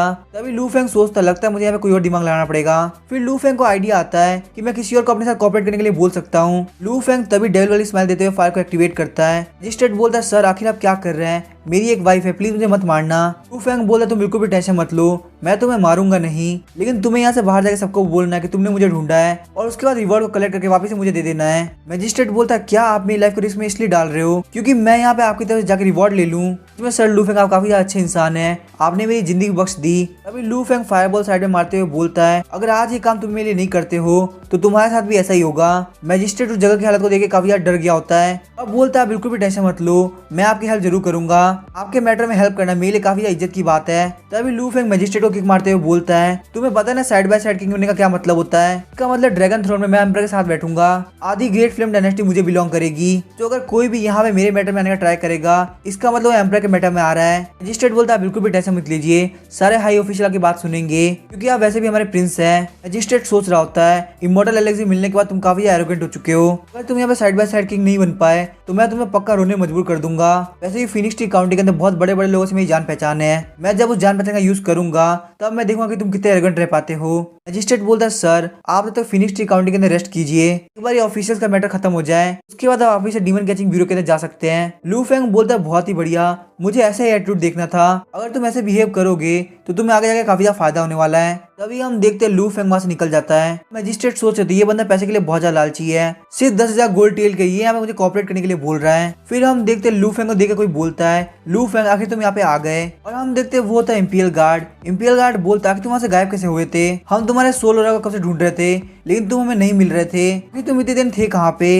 लू फेंग बोलता है, इस किंग को यहाँ पे किडनैप कर लिया गया था, मिस्टीरियस मैन ने मुझे बचाया और सेफली छोड़ के गायब हो गया। उसके बाद मैं चुपचाप से फिनिक्स टी काउंटी में वापस से आ गया। लू फेंग सोच रहा था, मैं चुपचाप से किसी दिन मास्क पहन के आऊंगा, इन सभी लोगों को बोलूंगा कि मैं ही वो मिस्टीरियस इंसान हूँ, उसने यहाँ पे लू फेंग की हेल्प करी थी। इंपीरियल गार्ड बोलता है, कि वो मिस्टीरियस इंसान कैसा था, क्या तुम मुझे उसके बारे में कुछ बता सकते हो? साथ ही में वो सोच रहा था, लू फेंग तुम काफी ज्यादा एरोगेंट हो, तुम अभी से खुद को किंग बोल रहे हो, जबकि तुम्हें अभी रिवॉर्ड मिला भी नहीं है। लू फेंग बोलता, अगर मुझे इसकी आइडेंटिटी पता होती तो क्या मैं उसे मिस्टीरियस इंसान बोलता? हालांकि मुझे ये याद है कि उसने काले कलर का चौका पहन रखा था, साथ में फेस के ऊपर एक मास्क लगा रखा था, इससे ज्यादा मुझे कुछ और नहीं पता। साथ ही में लू फेंग सोच रहा होता है, सबसे पहले मैं इसको पूजा की आइडेंटिटी बताता हूँ, उसके बाद में मिस्टीरियस इंसान के नाम से आ जाऊंगा। इंपीरियल गार्ड को याद आता है कि कैसे पूजा उसके मुंह के ऊपर पाँव रख के गया था। लू फेंग बोलता है, इंपीरियल गार्ड क्या आप ऐसे बंदे को जानते हैं? इंपीरियल गार्ड बोलता है, तुमने तो बहुत नॉर्मल सी बात बताई है, इतनी नॉर्मल सी बात है किसी का पता लगाना काफी ज्यादा मुश्किल है। मैं तो बस ये सोच रहा था कि तुम्हारे पास एलेक्सिर होते हुए भी उस बंदे ने तुमसे एलेक्सिर नहीं छीना, लेकिन काफी ज्यादा अच्छी बात है कि उसने यहाँ पे तुमको बचाया। लू फेंग बोलता है, इंपीरियल गार्ड आपको बिल्कुल भी टेंशन करने की जरूरत नहीं, मेरे पास अब इनहेरिटेंस आ चुकी है। इंपीरियल गार्ड बोलता है, ठीक है तुम फिर मेरे साथ चलो, क्योंकि वैसे भी एम्पर तुम्हारा इंतजार कर रहे हैं, अगर उनको यहाँ पे कहीं ज्यादा वेट करना पड़ गया तो रिवॉर्ड की जगह कहीं तुम्हें पनिशमेंट ना मिल जाए। लू फेंग बोलता है, ठीक है फिर हम लोग चलते हैं। लू फेंग मैजिस्ट्रेट को बोलता है, 10,000 गोल्ड टेल लेना मत भूलना, अगर तुम यहाँ पे सारा काम सही से करते हो तो मैं तुम्हें रिवॉर्ड भी दूंगा। फिर हम देखते हैं लू फेंग वहाँ पे इंपीरियल गार्ड के साथ निकल जाता है। इंपीरियल गार्ड सोच रहा था, ये बंदे का बिहेवियर काफी ज्यादा अजीब है, अगर मैं यहाँ पे इसे कुछ ज्यादा क्वेश्चन पूछता हूँ और कुछ गलती हो जाती है तो बाद में एम्परर मेरे ऊपर काफी ज्यादा गुस्सा करेंगे। इंपीरियल गार्ड बोलता है, क्या तुम्हें यहाँ पे इमॉर्टल एलेक्सिर और डिवाइन रिफाइनिंग मेथड मिल गया? लू फेंग बोलता है, मेरे पास कोई एलेक्सिर नहीं है, मेरे पास ये डिवाइन रिफाइनिंग मेथड है। इंपीरियल गार्ड बोलता है, लेकिन ये कैसे पॉसिबल है, वहाँ पे तक इमॉर्टल एलेक्सिर होना चाहिए था। लू फेंग बोलता है, इंपीरियल गार्ड लगता है आपने इस वर्ल्ड को ज्यादा नहीं देखा। इंपीरियल गार्ड बोलता है, फिर तो सारे लोग यही मानेंगे कि तुम यहाँ पे एम्परर को धोखा दे रहे हो, आगे तुम अपनी बात को आप एक्सप्लेन कैसे करोगे? लू फेंग बोलता है, एक्सप्लेन करने की क्या जरूरत है, मैंने एम्परर को धोखा दिया ही नहीं। हालांकि मास्टर क्यू लोग ने कोई भी रेडीमेड एलेक्सिर नहीं छोड़ा, लेकिन वहाँ पे एक डिवाइन रिफाइनिंग मेथड है जिसकी हेल्प से मैं एलेक्सिर बना सकता हूँ। लू फेंग सोच रहा था, एम्परर चाहता है कि वो अपनी उम्र बढ़ा ले, वैसे ही मेरे पास यहाँ पे डीमन ऑफ लाइफ के बहुत सारे साल है, तो मेरे लिए यहाँ पे कोई भी दिक्कत नहीं होने वाली, मैं एम्परर से यहाँ पे काफी ज्यादा फायदा उठा सकता हूँ। इंपीरियल गार्ड बोलता है कि तुम्हें कितना भरोसा है कि तुम यहाँ पे पिल को बना लोगे? लू फेंग बोलता है कि सारे मेडिसिनल मटेरियल अवेलेबल है, मैं यहाँ पे 100% पिल बना लूंगा। साथ ही में लू फेंग सोच रहा होता है, मेरे पास यहाँ पे एम्परर का ट्रेजर है, तो क्यों ना मैं उसको यहाँ पे लूट ही लूं, बहुत सारे महंगे महंगे मेडिसिनल मटेरियल होंगे जो कि मेरे आगे जाके काफी ज्यादा काम आएंगे, मैं यहाँ पे थोड़ा नाटक करके उन सभी का यूज कर सकता हूँ। इंपीरियल गार्ड बोलता है कि तुम डिवाइन रिफाइनिंग के बारे में कितना सीख पाए हो? लू फेंग बोला, तुम बस मेरे को सेफली लेके चले जाओ, मैं सब कुछ 100% सीख गया हूँ। इंपीरियल गार्ड बोला, तुम्हारे इनहेरिटेंस तुम्हारे इमॉर्टल पिल की न्यूज हर जगह फैल चुकी है, तो जब तुम पैलेस के अंदर एंटर कर तुम्हें काफी ज्यादा सेफ रहना होगा। फिर सीन चेंज होता है और प्रिंस को दिखाया जाता है। प्रिंस को एक बंदा आके बोलता है कि हमारे पास एक न्यूज आई है, इंपीरियल गार्ड जियाजी उस बंदे को लेके आ रहा है जिसके पास इमॉर्टल पिल है, और क्योंकि इंपीरियल गार्ड जियाजी की कल्टीवेशन ग्रैंड मास्टर के लेवल 6 तक पहुंच चुकी है, इसीलिए हमारे साइड से उनके लिए कोई भी ओपोनेंट नहीं बचा। तभी प्रिंस बोलता है, फटाफट 10,000 डीमन किंगडम को कांटेक्ट करो, लेकिन वो बंदा बोलता है, प्रिंस डेविल के साथ कोऑपरेट करना हमारे काफी ज्यादा बेकार हो सकता है, हम लोग को यहाँ पे कैसा काम करना है जिससे हम लॉन्ग टर्म चल सके। प्रिंस काफी स्पीड से आगे बढ़ते उसको किक मारता है, जबकि हम लोग यहाँ पे हारने वाले हैं, तो लॉन्ग टर्म के बारे में सोचने की क्या जरूरत है। मैं जो कि बहुत सालों से चुपचाप से यहाँ पे बैठा हुआ था और मुझे हर एक चीज के लिए फादर और ब्रदर पे डिपेंड करना पड़ता है। और तभी यहाँ पे एक बंदा जो कि एलेक्सिर को देख के साइड बाय साइड किंग बनना चाहता है, अब क्योंकि मैं बहुत बुरी तरह से फंस चुका हूँ, इसीलिए मुझे सिर्फ 10,000 डीमन किंगडम बचा सकता है। तो मुझे एक बात है, क्या तुम मेरे काम करो कि मुझे हार्म करना चाहते हो? वो बंदा बोलता है नहीं प्रिंस, आप मुझे गलत समझ रहे हैं, प्लीज मेरी लाइफ को छोड़ दीजिए। फिर हम देखते हैं प्रिंस का गलत दबाना स्टार्ट कर देता है। उसके बाद उस बंदे को वहाँ पे फेंक देता है और बोलता है अगर कोई भी यहाँ पे मेरे वर्ल्ड के साथ 10,000 डीमन किंगडम के अंदर जाएगा तो उसको यहाँ पे काफी अच्छा रिवॉर्ड मिलेगा। फिर हमें लू फेंग को दिखाया जाता है जिसको गार्ड लेके जा रहे होते हैं। लू फेंग आराम से अंदर कॉप चैम के साथ बैठा होता है, लेकिन तभी हम देखते हैं वहाँ पे उन लोगों पर कोई अटैक कर देता है। उस अटैक की वजह से अंदर लू फेंग को काफी ज्यादा परेशानी हुई होती है। बाहर सभी बोल ताकि तुम्हारी हिम्मत कैसे हमारे पर अटैक करने की, तुम्हें पता है ना कि इम्पीरियल फैमिली की ऑफिशियल सेडान है, अगर तुम इसको रोकोगे तो तुम्हारे लिए काफी ज्यादा बुरा होगा। ये सब करने के पीछे तुम्हारा इंटेंशन क्या है? लू फेंग बोलता है क्या है हमको लूटने के लिए कोई डीमन आया है। फिर हम देखते हैं लू फेंग अदरवर्ल्ड स्पेस खोलता है जिसके अंदर कॉप चैम चली गई होती है। लू फेंग बोलता है बहुत ज्यादा मजा आने वाला है, लगता है मेरे स्टैट्स फ्री में बढ़ने वाले हैं। वो डीमन बोल रहा था मैंने सुना कि इमॉर्टल पिल का सक्सेसर आ चुका है, तो इसीलिए मैं बस यहाँ पे उससे मिलने के लिए आ गया। ये बोल के वो डीमन सेडान के ऊपर अटैक करता है, लेकिन लू फेंग सेडान से बाहर निकल गया होता है। लू फेंग बोलता है ओए कमीने डीमन, आखिर तेरी हिम्मत कैसे मेरे ऊपर अटैक करने की? अगर मेरे इस हैंडसम चेहरे में बिल्कुल भी दाग लग गया होता तो मैं तुझे बिल्कुल भी नहीं छोड़ता। हम देखते हैं वहाँ पे एक क्रो डीमन होता है जो कि बोलता है कि तुम हो इमॉर्टल पिल के सक्सेसर, और अब क्योंकि मैं यहाँ पे आ चुका हूँ इसलिए तुम कहीं भी नहीं जा सकते। लू फेंग बोलता है अगर ऐसी बात है तो चलो देखते हैं कि तुम क्या कर सकते हो। इंपीरियल गार्ड बोलता है लू फेंग तुम उसके मैच नहीं हो, तुम्हें यहाँ पे बिल्कुल भी उससे फाइट नहीं करनी चाहिए। बाकी सारे गार्ड ही बोलने लगते हैं हाँ तुम्हें ऐसा नहीं करना चाहिए, यहाँ पे तुम्हारी सेफ्टी के लिए है, हमसे जो बनेगा वो हम करेंगे। लू फेंग अपनी एनर्जी को रिलीज करते हुए बोलता है मैं सिर्फ 3 तक गिनूंगा, उसके बाद मुझसे दूर हो जाना। लू फेंग जैसे काउंटिंग स्टार्ट करता है इंपीरियल गार्ड उसे छोड़ देता है। इंपीरियल गार्ड बोलता है मैं इसकी पावर को देख के काफी शर्मिंदा हूँ, आखिर किसी की सोल इतनी ज्यादा पावरफुल कैसे हो सकती है। फिर हम देखते हैं लू फेंग अपनी एनर्जी को और ज्यादा रिलीज करने लगता है जिसकी वजह से आसपास के सारे गार्ड उड़ गए होते हैं। क्रो डीमन को भी लू फेंग की पावर फील होती है। क्रो डीमन बोलता है कि एनर्जी गैदरिंग रियलम का 8 लेवल का बंदा इतना ज्यादा पावरफुल कैसे हो सकता है। लू फेंग क्रो डीमन की तरफ आगे बढ़ने लगता है और बोलता है तुम मुझसे अब मान मांगने के लिए काफी ज्यादा लेट हो चुके हो, तुम्हें मुझसे अब कोई नहीं बचा सकता।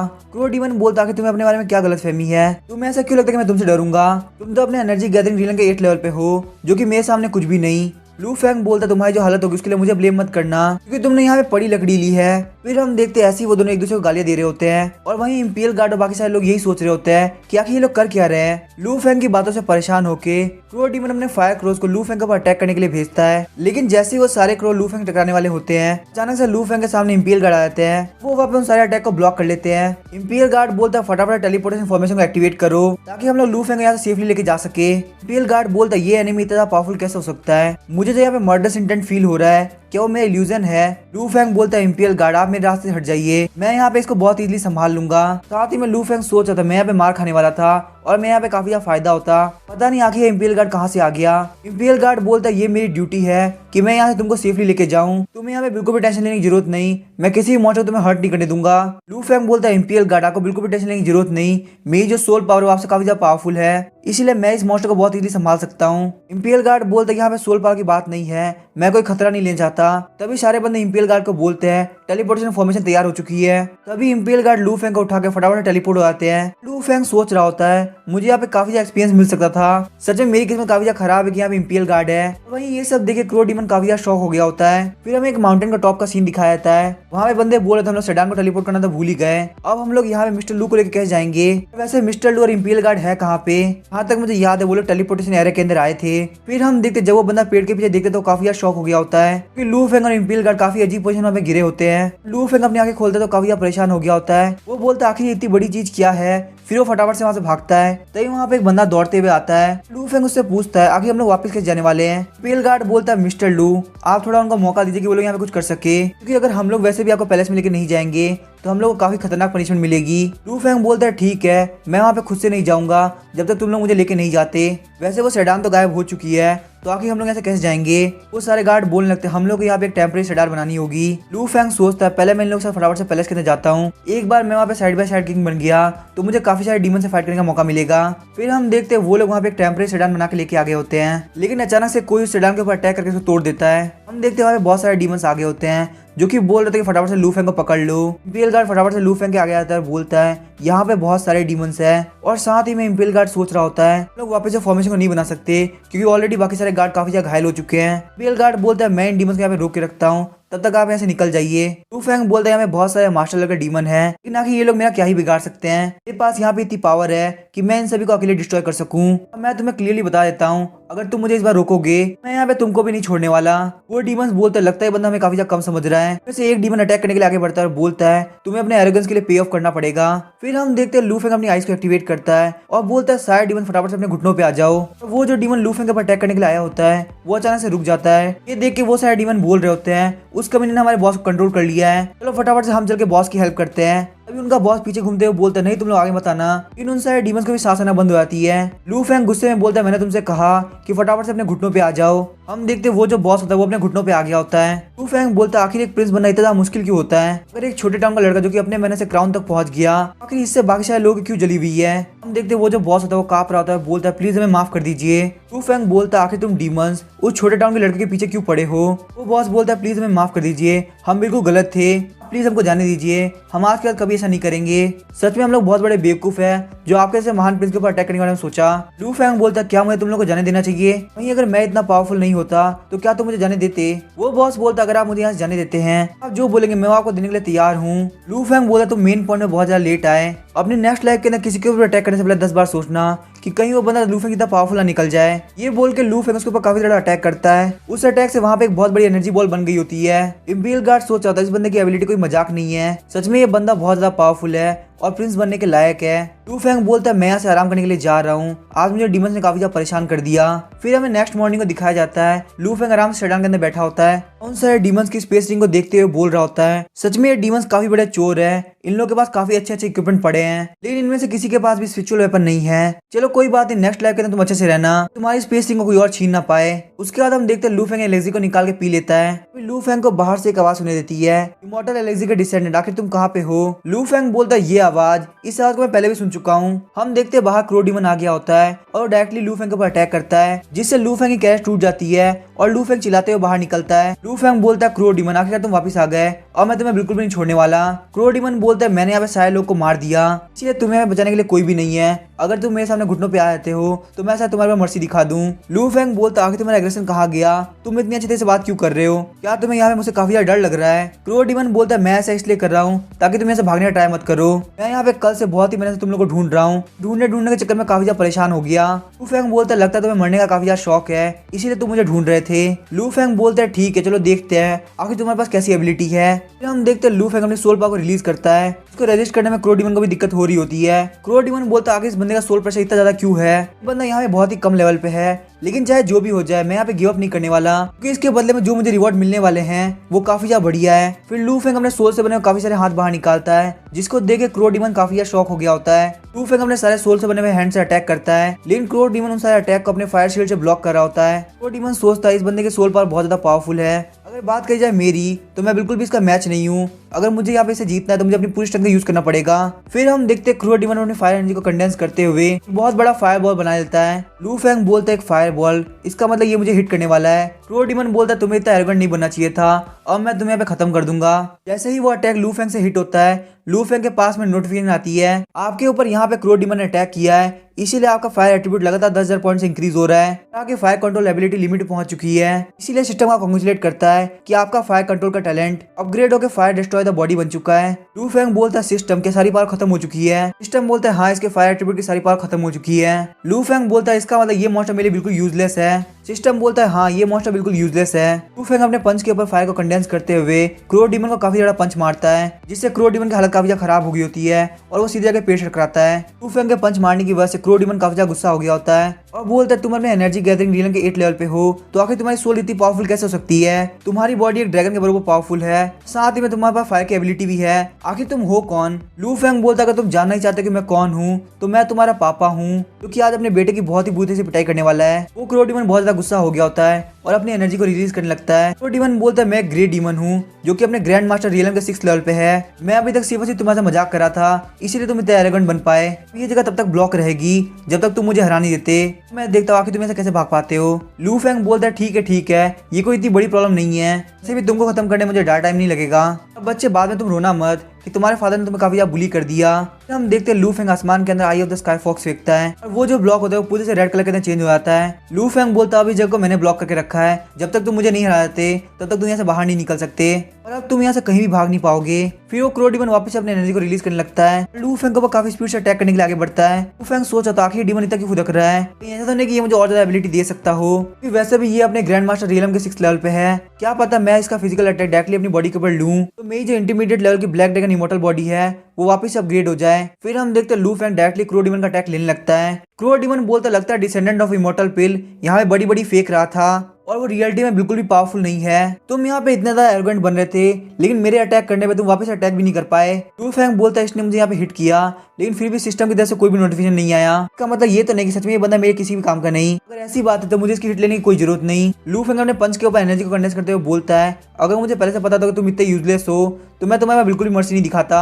फिर हम देखते हैं लू फेंग को पंच मारते हुए आगे बढ़ जाता है। क्रो डीमन बोलता है तुम्हारी स्ट्रेंथ इतनी भी नहीं कि तुम मुझे मार सको, लेकिन तभी अचानक से क्रो डीमन काफी ज्यादा शॉक हो जाता है। सोच रहा था अचानक से इसकी पावर ग्रैंड मास्टर रियलम के 2nd लेवल पे कैसे आ गई। सच में कोई बंदा अपनी पावर को इतनी जल्दी इंक्रीज कर सकता है या फिर ये अभी तक अपनी पावर को हाइड कर रहा था। हम देखते हैं लू फेंग के पीछे एनर्जी से बना ड्रैगन भी आ गया होता है। लू फेंग बोलता है तुम्हें क्या लगता है कि मैं कोई वीक ह्यूमन बीइंग हूँ। क्रो डीमन अपने फेदर से लू फेंग के ऊपर अटैक करता है लेकिन लू फेंग उसके फेदर को पकड़ लेता है और बोलता है लगता है मैं तुम्हें काफी वीक लग रहा हूँ, अब तुम्हें दिखाना पड़ेगा कि स्ट्रॉन्ग कैसा होता है। लू फेंग को बताया जाता है कि आपके ऊपर क्रो डीमन ने अटैक किया है इसीलिए आपका डिफेंस 10,000 पॉइंट से इंक्रीज हो रहा है और वहीं पे आपका फायर एट्रीब्यूट भी 10,000 पॉइंट से इंक्रीज हो रहा है। लू फेंग सोचता कि ये क्या हो रहा है, अभी तो सिस्टम ने बोला था कि यूजलेस है तो आखिर इसकी वजह से मेरे एट्रीब्यूट क्यों इंक्रीज हो रहे हैं। सिस्टम लू फेंग को बताता है कि ये जो क्रो डीमन है इसके डिफरेंट फॉर्म है, जितने डिफरेंट फॉर्म से अटैक करेगा उतने ज्यादा आपके एट्रीब्यूट इंक्रीज होंगे। लू फेंग बोलता है इसका मतलब फ्यूचर के अंदर मैं डीमंस के मल्टीपल मोड को यूज कर पाऊंगा।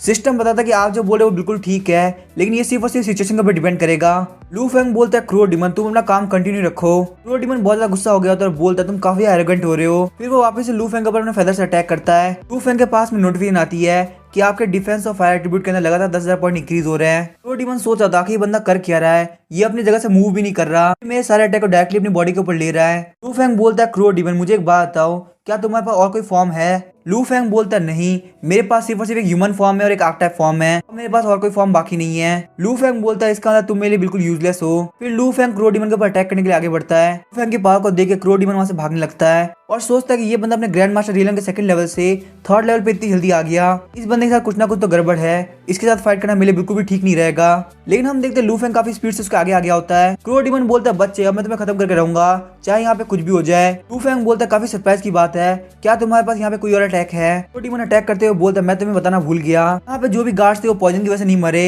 कि उन लोगों को पॉइजन देने के बाद मैंने उन लोगों पर अटैक किया, अब उसी अटैक को तुम यहाँ पे झेलने वाले हो। मैंने अपने फायर एट्रीब्यूट को डार्क एट्रीब्यूट के साथ मर्ज करके यहाँ पे एक घोष पावर जनरेट करी है और उससे तुम्हारे ऊपर अटैक कर रहा हूँ। लू फेंग बोलता लगता है यहाँ पे मेरा थोड़ा और फायदा होने वाला है, तो कोई बात नहीं करो करो अटैक करो, बहुत ज्यादा मजा आ रहा है। क्रो डीमन के अटैक की वजह से वहाँ पे काफी बड़ा धमाका हुआ होता है। लू फेंग के पास में नोटिफिकेशन आती है कि आपके ऊपर यहाँ पे क्रो डीमन ने अटैक किया है, इसीलिए आपका फायर एट्रीब्यूट लगातार 10,000 पॉइंट से इंक्रीज हो रहा है और आपका फायर एट्रीब्यूट लिमिट पहुंच चुका है, इसीलिए आपको कांग्रेचुलेट किया जाता है क्योंकि आपकी जो फायर स्पिरिट बॉडी है वो अपग्रेड होकर फायर गॉड बॉडी में चेंज हो चुकी है। लू फेंग को आगे बताया था कि गॉड ऑफ फायर फ्लेम्स को कंट्रोल करते हैं, तो अपने हिसाब से किसी फ्लेम को इंक्रीज या डिक्रीज कर सकते हैं। लू फेंग उस फायर से बाहर निकलता है और बोलता है मुझे फटाफट से बताओ आखिर तुम्हारे पास यहाँ पे कौन सी और फॉर्म बाकी है। क्रो डीमन बोलता है ये बिल्कुल इम्पॉसिबल है, आखिर तुम मेरे इस अटैक से कैसे बच पाए। लू फेंग बोलता है ठीक है मैं तुम्हारे क्वेश्चन का आंसर देता हूँ लेकिन उसके बाद जो मैं क्वेश्चन पूछूंगा उसका आंसर भी तुम्हें देना पड़ेगा।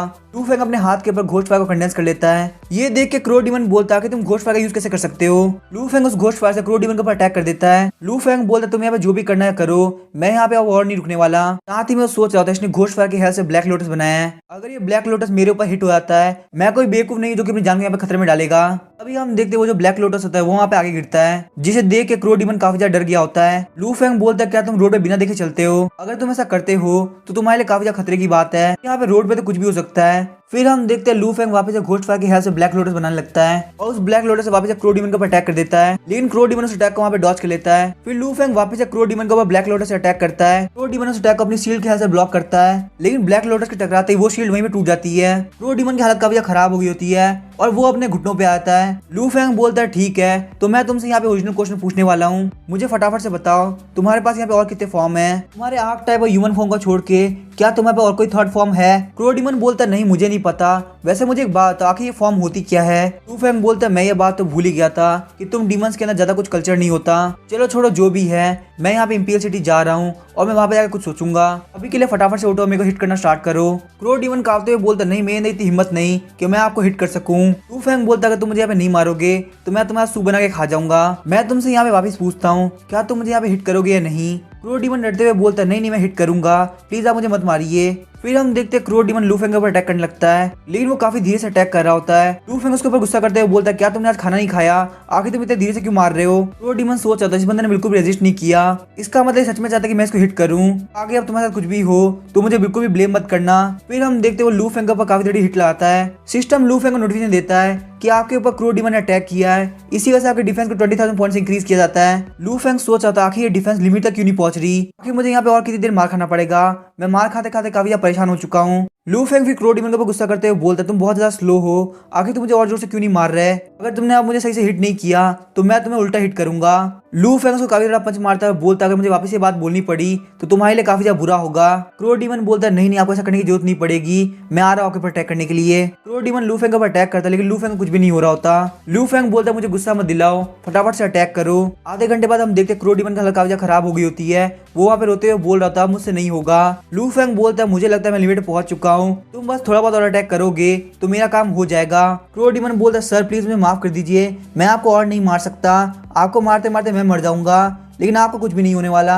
लू फेंग बोलता फालतू बात करना बंद करो, चलो फटाफट से मेरे ऊपर अटैक करो, एक अटैक तो और बनता ही है। क्रो डीमन बोलता है सर मेरे शरीर की सारी हड्डियां टूट चुकी है, मेरी हालत काफी ज्यादा खराब है, मैं आपको और नहीं मार सकता, अगर मैंने आपको और मारा तो मैं सर्वाइव नहीं कर पाऊंगा। लू फेंग बोलता तुम बहुत बड़े स्टूपिड हो, अगर मैं तुम्हें बोल रहा हूँ कि मुझे मारो तो तुम्हें मारना पड़ेगा। क्रो डीमन बहुत ही मुश्किल से खड़ा होता है, बोलता है ठीक है सर मैं आपके ऊपर अटैक करने के लिए आगे बढ़ रहा हूँ। उसके बाद तो सीधे जाकर लू फेंग टकरा जाता है। लू फेंग बोलता तुम्हारे अटैक किसी भी काम के नहीं आ रहे। हम देखते क्रो डीमन आराम साइड में बैठ गया होता है। लू फेंग बोलते मैंने अपनी लाइफ के अंदर पहला डीमन ऐसा देखा है जो कि दूसरों को मारते मारते अनकॉन्शियस हो गया हो, सच में तुम एक बहुत ही कचरा डीमन हो। क्रो डीमन बोलता सर प्लीज मुझे माफ कर दीजिए, लेकिन मैं ऐसा नहीं करना चाहता था, मुझे नहीं पता मैं आपके ऊपर कैसे अटैक करूं, मैंने अपनी पूरी पावर का यूज कर लिया है। तभी लू फेंग के पास में नोटिफिकेशन आती है कि आपके ऊपर यहाँ पे क्रो डीमन ने अटैक किया है, इसीलिए आपका डिफेंस प्लस 10,000 पॉइंट्स इंक्रीज होता है। क्योंकि आपने डिफेंस की लिमिट पहुंच चुके हो इसीलिए सिस्टम आपको कंग्रेचुलेट करना चाहेगा। आपकी जो इंटरमीडिएट लेवल की ब्लैक ड्रैगन इमॉर्टल बॉडी है वो अब अपग्रेड होके एडवांस लेवल की ब्लैक ड्रैगन इमॉर्टल बॉडी बन चुकी है। लू फेंग काफी ज्यादा खुश होते हुए बोलता आखिरकार मेरा लेवल अप हो ही गया, मेरी जो फिजिकल स्ट्रेंथ है वो अब ग्रैंड मास्टर रीलम के 6th लेवल पे पहुंच चुकी है। लू फेंग बोलता क्रो डीमन क्योंकि तुम्हारी वजह से मैं काफी ज्यादा लेवल अप हो पाया इसीलिए मैं तुम्हारी लाइफ को छोड़ता हूँ, और क्योंकि तुम्हारी हालत काफी ज्यादा खराब है इसीलिए तुम फटाफट से एलेक्सिर को खा लो। थोड़ी देर बाद हम देखते हैं क्रो डीमन अपनी आंखें खोलता है और वो देखता है कि लू फेंग अभी भी उसके सामने खड़ा है। लू फेंग बोलता है क्योंकि अब तुम ठीक हो चुके हो चलो हम वापस से काम पे लग जाते हैं। क्रो डीमन बोलता है सर मैंने अपनी डीमन पावर खो दी है, मुझे अभी इसको रिकॉवर करने में बहुत ज्यादा टाइम लगने वाला है, इसीलिए मैं अगर आपके ऊपर अटैक करूंगा अभी तो भी आपका कुछ फायदा नहीं होगा। लू फेंग बोलता क्या तुम सच बोल रहे हो? क्रो डीमन बोलता हाँ मैं सच बोल रहा हूँ, मेरे पास बिल्कुल भी डीमन पावर नहीं बची। लू फेंग बोलता मुझे तुम्हारे पास बिल्कुल भरोसा नहीं, तुम्हारे पास दो ऑप्शन है, या फिर तुम मुझे मारो या फिर मैं तुम्हें मार देता हूँ। क्रो डीमन सोच रहा था आखिर ये बंदा कैसा है, उसको यहाँ पे डीमन से मार खाने में काफी मजा आता है। क्रो डीमन बोलता सर क्या आप मुझसे ये नहीं पूछेंगे कि आखिर मुझे यहाँ पे किसने भेजा है, आखिर आपके ऊपर यहाँ पे मेरे से कमीने डीमन ने अटैक क्यों किया, इसके पीछे जो भी बंदा है वो इंपीरियल सिटी से ही बिलोंग करता है, साथ ही में आखिर आप कहाँ पे है उसकी न्यूज हमें किसने दी। लू फेंग बोलता है ठीक है मुझे बताओ आखिर ऐसा क्यों हुआ और कौन इन सबके पीछे है। क्रो डीमन बोलता सर प्लीज आप मुझे मारना मत, मैं यहाँ पे आपके सारे क्वेश्चन का आंसर दूंगा। लू फेंग बोलता मुझे फ्रस्ट्रेट करना बंद करो, ऑलरेडी मेरे ऊपर अटैक नहीं करो तो मुझे काफी ज्यादा गुस्सा आ रहा है, मुझे बस फटाफट से ये बताओ कि आखिर अटैक कराने वाला कौन था। क्रो डीमन बोलता है वो ग्रेट फ्लेम डायनेस्टी का प्रिंस है, उसने 10,000 डीमन किंगडम को कांटेक्ट किया, बोला कि अगर हम ये काम करते हैं तो हमें काफी अच्छे रिवॉर्ड देगा। लू फेंग अपने हाथ के ऊपर एनर्जी रिलीज करते हुए बोलता है ठीक है तुम्हारा आंसर मुझे मिल गया और मुझे नहीं लगा तुम्हारे जीने का कोई मतलब है। क्रो डीमन बोलता है सर प्लीज आप मुझे मत मारिए, मैं अभी आके काफी ज्यादा काम आ सकता हूँ, मुझे पता है कि आप एक सेडान के अंदर आए थे जो कि अब टूट चुकी है, तो मैं यहाँ पे आपको अपने ऊपर बैठा के इंपीरियल सिटी तक लेके जा सकता हूँ। लू फेंग बोलता तुम बस अपने ग्रैंड मास्टर रियलम के 6th लेवल पे हो और तुम्हारे ऊपर राइड करने में उतना मजा भी नहीं आएगा, पूया के ऊपर राइड करने में काफी ज्यादा मजा आता है, इसलिए मुझे लग रहा है कि तुम मेरे बिल्कुल भी काम के नहीं रहे। डीमन बोलता सर मेरे पास यहाँ पे गोल्डन क्रो ब्लड है, इसी वजह से मेरे पास इतनी अच्छी फायर कंट्रोल एबिलिटी है, मेरे ऊपर राइड करना या फिर गोल्डन क्रो के ऊपर राइड करना इसमें कुछ खास अंतर नहीं होगा। लू फेंग बोलता तुमको एक्सेप्ट करना ये कोई इम्पॉसिबल बात नहीं है, सबसे पहले मुझे 10,000 डीमन किंगडम के बारे में बताओ। लू फेंग सोच रहा था 10,000 डीमन किंगडम जहाँ पे बहुत सारे डीमन होंगे ये मेरे लिए बिल्कुल परफेक्ट जगह है। क्रो डीमन बताता है 10,000 डीमन किंगडम ये एक डीमन की कंट्री है और साथ ही में सबसे बड़ी डिमोनिक फोर्स भी। जब आप लियांजी माउंटेन के पास से गुजरते हैं तो वहाँ पे ग्रेट फ्लेम डायनेस्टी के वेस्ट में 10,000 डीमन किंगडम है। अगर आप वहाँ पे जाना चाहते हैं तो मैं आपको वहाँ पे लेके जा सकता हूँ। लू फेंग बोलता है ठीक है, मुझे तुम्हारे पर भरोसा है, लेकिन तुम्हें मेरे सामने एक कसम खानी होगी। ये बात सुनकर क्रो डीमन काफी ज्यादा शॉक होता है, बोलता है क्या एक कसम, किस तरह की कसम, मुझे कुछ नहीं पता। लू फेंग बोलता है तुम्हें मेरे सामने ये कसम खानी होगी कि तुम कभी मुझे धोखा नहीं दोगे। क्रो डीमन बोलता है कि मैं कसम खाता हूँ कि आज से मैं आपको सर्व करूंगा और आपके लिए हमेशा लॉयल रहूंगा। अगर मैं कभी भी आपकी बात ना मानूं तो मेरे ऊपर लाइटनिंग गिर जाए और मैं बहुत ही बुरी तरीके से मर जाऊं। तभी हम देखते हैं लू फेंग डीमन ऑफ ओथ का स्क्रोल बाहर निकालता है और क्रो डीमन के साथ कांटेक्ट कर लेता है। क्रो डीमन बोलता है मास्टर क्या आप सेटिस्फाइड है, क्या आपको यहाँ पे मेरे ऊपर भरोसा हो गया। लू फेंग बोलता है ठीक है, आज से मैं तुम्हारे पर राइड करूंगा। क्रो डीमन सोच रहा था तुम्हें क्या लगा था कि मैंने यहाँ पे जो भी बोला वो सच है, टाइम आते ही मैं तुम्हें बिल्कुल भी नहीं छोड़ूंगा। लू फेंग कहता है स्माइल करना बंद करो, अगली बार जब तुम कोई भी प्लान बनाओ तो ऐसे स्माइल मत करना। क्रो डीमन जब अपने आसपास देखते तो वहाँ पे रेड कलर के थ्रेड्स होते हैं। लू फेंग बोलता है यहाँ पे मेरी तरफ देखो, ये सारे थ्रेड्स मेरे से कनेक्टेड है। तो डीमन सोच रहा होता है मुझे ऐसा क्यों लगा कि ये थ्रेड्स मैंने पहले देख रखे हैं, ऐसा तो नहीं कि ये डीमन ऑफ ओथ के थ्रेड्स है, इसका मतलब लू फेंग क्या तुम एक डीमन हो। लू फेंग बोलता है अपना मुंह बंद करो, अब तुम एक प्रिंस के साथ में हो, इसलिए कुछ भी सोचने या करने से पहले 10 बार सोचना। अगर तुमने यहाँ पे कुछ भी गलत किया तो मैं तुम्हें मार के लटका दूंगा। क्रो डीमन बोलता है लॉर्ड प्लीज मुझे माफ कर दीजिए, मैं यहाँ पे आपकी ट्रू फॉर्म को बिल्कुल भी नहीं पहचान पाया। लू फेंग बोलता है किंग को यहाँ पे लो प्रोफाइल रखने में काफी ज्यादा मजा आता है ताकि कोई भी यहाँ पे उसको ना पहचान सके। क्रो डीमन बोलता है लॉर्ड मुझे समझ में आ गया, आज से आप जो भी बोलेंगे मैं वही करूंगा। लू फेंग बोला तुम अभी के लिए जा सकते हो, मुझे किसी की भी राइड की जरूरत नहीं, जाने से पहले मैं तुम्हें यहाँ पे एक काम देना चाहता हूँ। लू फेंग बोलता है तुम्हें यहाँ से सीधे डीमन कैचिंग ब्यूरो के अंदर जाना है और वहाँ पे मास्टर ली नाम का एक डीमन स्लेयर साथ में सू मिन नाम की एक फॉक्स डीमन होगी, उससे मिलना है। तुम्हें वहाँ पे जाकर उनके काम के अंदर हेल्प करनी होगी। तो डीमन बोलता है क्या मैं अभी चला जाऊँ। लू फेंग बोलता है तुम यहाँ पे आराम करके भी जा सकते हो, लेकिन एक चीज याद रखना मुझे ज्यादा वेट करने की आदत नहीं है। फिर हम देखते हैं क्रो डीमन वहाँ से निकल जाता है और वो सोच रहा होता है मैं एक बहुत ही बड़ा डीमन बन चुका हूँ जिसके ऊपर लॉर्ड डीमन का हाथ है। अगर मैं यहाँ पे लॉर्ड का बहुत ही लॉयल बंदा बनता हूँ तो मेरा फ्यूचर के अंदर काफी ज्यादा फायदा होने वाला है। अभी हम देखते हैं वहाँ पे काफी तेजी से एक बंदा आता है। लू फेंग सोच रहा होता है इसके अंदर की एनर्जी में फील कर पा रहा हूँ, कम से कम ग्रैंड मास्टर रीलन के पीक पे है। हम देखते हैं इंपीरियल सिटी का वही ओल्ड मैन होता है। लू फेंग बोलता है क्या हुआ, फिर आप इतनी तेजी में क्यों आए, हमारे ऊपर यहाँ पे 10,000 डीमन वालों ने अटैक कर दिया और मुझे मारने का ट्राई किया। इंपीरियल गार्ड और बाकी सोल्जर मारे गए, लेकिन इससे पहले वो मुझे मार पाता यहाँ पे एक मिस्टीरियस बंदा आ गया था जिसने मुझे उस मॉन्स्टर से बचा लिया और उसके बाद मिस्टीरियस बंदा चला गया। ओल्ड मैन बोलता है क्या मिस्टीरियस बंदा, आखिर वो था कौन, इस मिस्टीरियस बंदे के बारे में मुझे जल्द से जल्द पता लगाना होगा। फिर वो ओल्ड मैन एक पोर्टल ओपन करता है और लू फेंग को कैपिटल के अंदर लेके आ जाता है। ओल्ड मैन बोलता है फटाफट से एम्परर के पास चलो, उनकी हालत काफी ज्यादा खराब है। लू फेंग सोच रहे काफी ज्यादा परेशान है, इसका मतलब एम्परर बस मरने के कगार पे है। ओल्ड मैन बोलता है मैं लू फेंग को यहाँ पे लेके आ गया। लू फेंग वहाँ पे एम्परर को ग्रीट करता है। यहाँ पे ग्रैंड मास्टर रीलन का पीक का बंदा मरने के कगार पे पड़ा है। बोलते प्लीज मुझे एलेक्सिर दे दो, मैं अपने लोग का भला करना चाहता हूँ। लू फेंग बोलता है मेरे पास कोई एलेक्सिर नहीं है, लेकिन मेरे पास कोई रिफाइन करने का मेथड है। लू फेंग सोच रहा था जितने स्ट्रॉन्ग बंदे होंगे उतना ज्यादा वेल्थ मिलेगी, मुझे यहाँ पे कैसे भी करके अपनी बात को रखना होगा ताकि मैं बहुत सारे पैसे कमा सकूं। तभी हम देखते हैं वो बंदा जो कि एम्परर के पास होता है वो बोलता है मैंने तुम्हारे जैसे बहुत सारे लोगों को देखा है कि यहाँ पे रिवॉर्ड कमाने के लिए झूठ बोलते हैं, भले ही बहुत ज्यादा टैलेंटेड हो लेकिन तुम इतनी एरोगेंस से बिहेव नहीं कर सकते। लू फेंग बोलता है मेरे सामने से घूरने की जरूरत नहीं है, तुम मुझे यहाँ पे मार भी देते हो तो तुम्हारा कोई भी फायदा नहीं होने वाला। मेरे पास भले यहाँ पे इमोर्टल एलेक्सिर ना हो लेकिन मुझे पता है उसको रिफाइन कैसे करते हैं। वो बंदा बोलता है क्योंकि हमारे एम्परर अभी बेड पे पड़े हुए हैं और वो कुछ भी नहीं कर पा रहे हैं, इसीलिए उनके बिहाफ में मैं यहाँ पे खड़ा हूँ। अगर यहाँ पे झूठ बोलोगे तो मैं तुम्हें जिंदा नहीं रहने दूंगा। वो ओल्ड मैन बोलता है प्लीज आप शांत हो जाइए, आप ऐसा नहीं कर सकते। अभी हम देखते वो अपनी सोल पावर से लू फेंग के हाथ और पैरों को बांध देते हैं। लू फेंग सोच रहा था ये सोल पावर बहुत ज्यादा पावरफुल है, उन्होंने यहाँ तक अपनी सोल पावर कंडेंस करते हुए चेन के अंदर चेंज कर दिया। लू फेंग बोलता है तुम्हें चेक करना तो कर लो, मेरे पास से कोई इमोर्टल एलेक्सिर निकल गया तो तुम जो बोलोगे मैं वो करने के लिए तैयार हूँ। लू फेंग सोच रहा था ये ह्यूमंस है ना कि कोई मॉन्स्टर, अगर ये लोग मेरे ऊपर अटैक करते हैं तो मुझे सच में हर्ट होगा। इन लोगों को यहाँ पे मार नहीं सकता क्योंकि ये लोग बहुत ज्यादा पावरफुल है, अगर इन लोगों के अटैक मुझे हिट होते हैं तो मेरे ऊपर काफी ज्यादा भारी पड़ेंगे। ओल्ड मैन बोलता है भले तुम्हारे पास हो या ना हो एक बार मैं चेक तो जरूर करूंगा। लेकिन तभी वो ओल्ड मैन और बंदा काफी ज्यादा शॉक हो आते हैं। लू फेंग के पास से बहुत ज्यादा कीमती चीजें निकली होती है। ओल्ड मैन बोलता है इसके पास वो एलेक्सिर नहीं है, एक चुटकी बजाते हुए लू फेंग के हाथ और पैर को खोल देता है। ओल्ड मैन बोलता है कि तुम्हारे पास इतने पैसे क्या कर रहे हैं। लू फेंग बोलता है मैं बहुत ज्यादा कंजूस हूँ और मैं पैसों को बहुत ज्यादा बचाता हूँ, इसीलिए मेरे पास इतने सारे पैसे और चीजें पड़ी है। लू फेंग सोच रहा होता है ये लोग इतने कम पैसे देके काफी ज्यादा शॉक हो रहे हैं, अगर इन लोगों ने मेरे अदरवर्ल्ड स्पेस को देख लिया होता तो शायद से ये लोग पागल होकर मर जाते।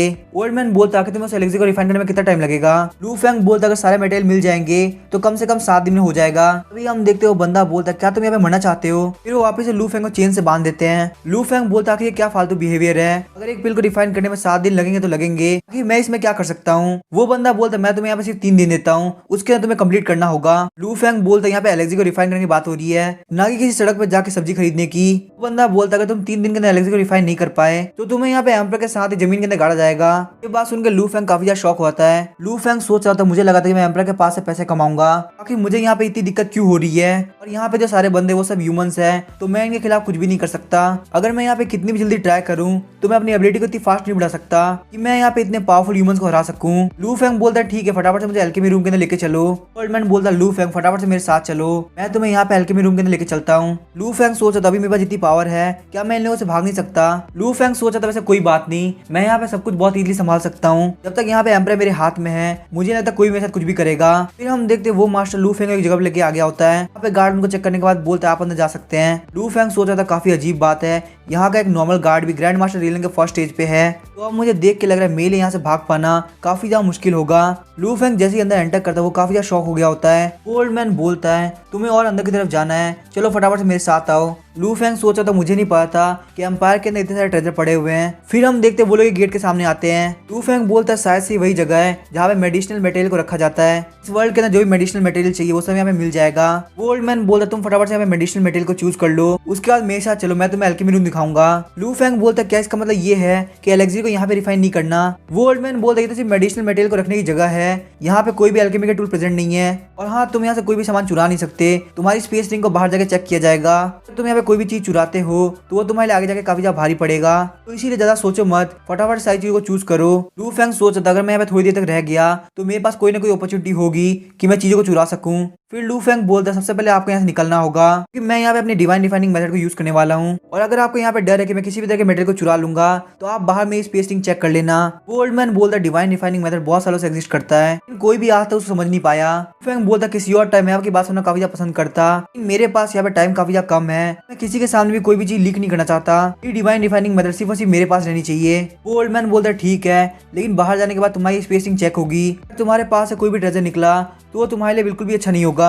लू फेंग बोलता है मैं इमॉर्टल एलेक्सी को रिफाइन करता हूँ लेकिन मुझे अपने आसपास बिल्कुल भी लोग पसंद नहीं है, सिर्फ यही वजह कि मैं आपको जाने के लिए बोल रहा हूँ, और वैसे भी यहाँ पे लगातार टाइम वेस्ट हो रहा है, और जहाँ तक मुझे पता है एम्परर के पास ज्यादा टाइम बाकी नहीं है, एक बार आप एम्परर के बारे में सोचो फिर देखो आपको क्या करना है। ओल्ड मैन वहाँ चला जाता है और बोलता है ठीक है फटाफट से अपना काम कंप्लीट करो। लू फेंग बहुत ज्यादा खुश हो जाता है और ट्रेजर की तरफ जाने लगता है। देखते वो ओल्ड मैन आराम से बाहर वेट कर रहा होता है। कुछ देर बाद लू फेंग वहाँ का गेट खोलता है। वो ओल्ड मैन बोलता है ठीक है तो फिर हम चलते हैं। लू फेंग सोच रहा था वहाँ पे इतने सारे ट्रेजर थे, मुझे तो सब लेने का मन कर रहा था, लेकिन मैं ज्यादा से ज्यादा मटेरियल लेने के लिए हर साल के अकॉर्डिंग एलेक्सी बनाऊंगा ताकि मुझे यहाँ पे बार बार आने का मौका मिल सके। तभी हम देखते वो ओल्ड मैन अचानक से रुक जाता है और लू फेंग से टकरा जाता है। लू फेंग बोलता है कि हो क्या रहा है, आप अचानक से क्यों रुक गए। हम देखते हैं उन लोग के सामने रॉयल गार्ड होता है। रॉयल गार्ड बोलता है हमारा यहाँ पे फर्ज है कि हम आपकी स्पेस रिंग को चेक करें। चेक करने के बाद रॉयल गार्ड बोलता है इन्होंने यहाँ पे 100 से ज्यादा मेडिसिनल मटेरियल लिए, तो क्या आप हमें बता सकते हैं कि आपको 100 मेडिसिनल मटेरियल की क्या जरूरत है, क्योंकि अगर फ्यूचर के अंदर कोई भी दिक्कत होती है तो हम सारी चीजों को एक्सप्लेन कर सके।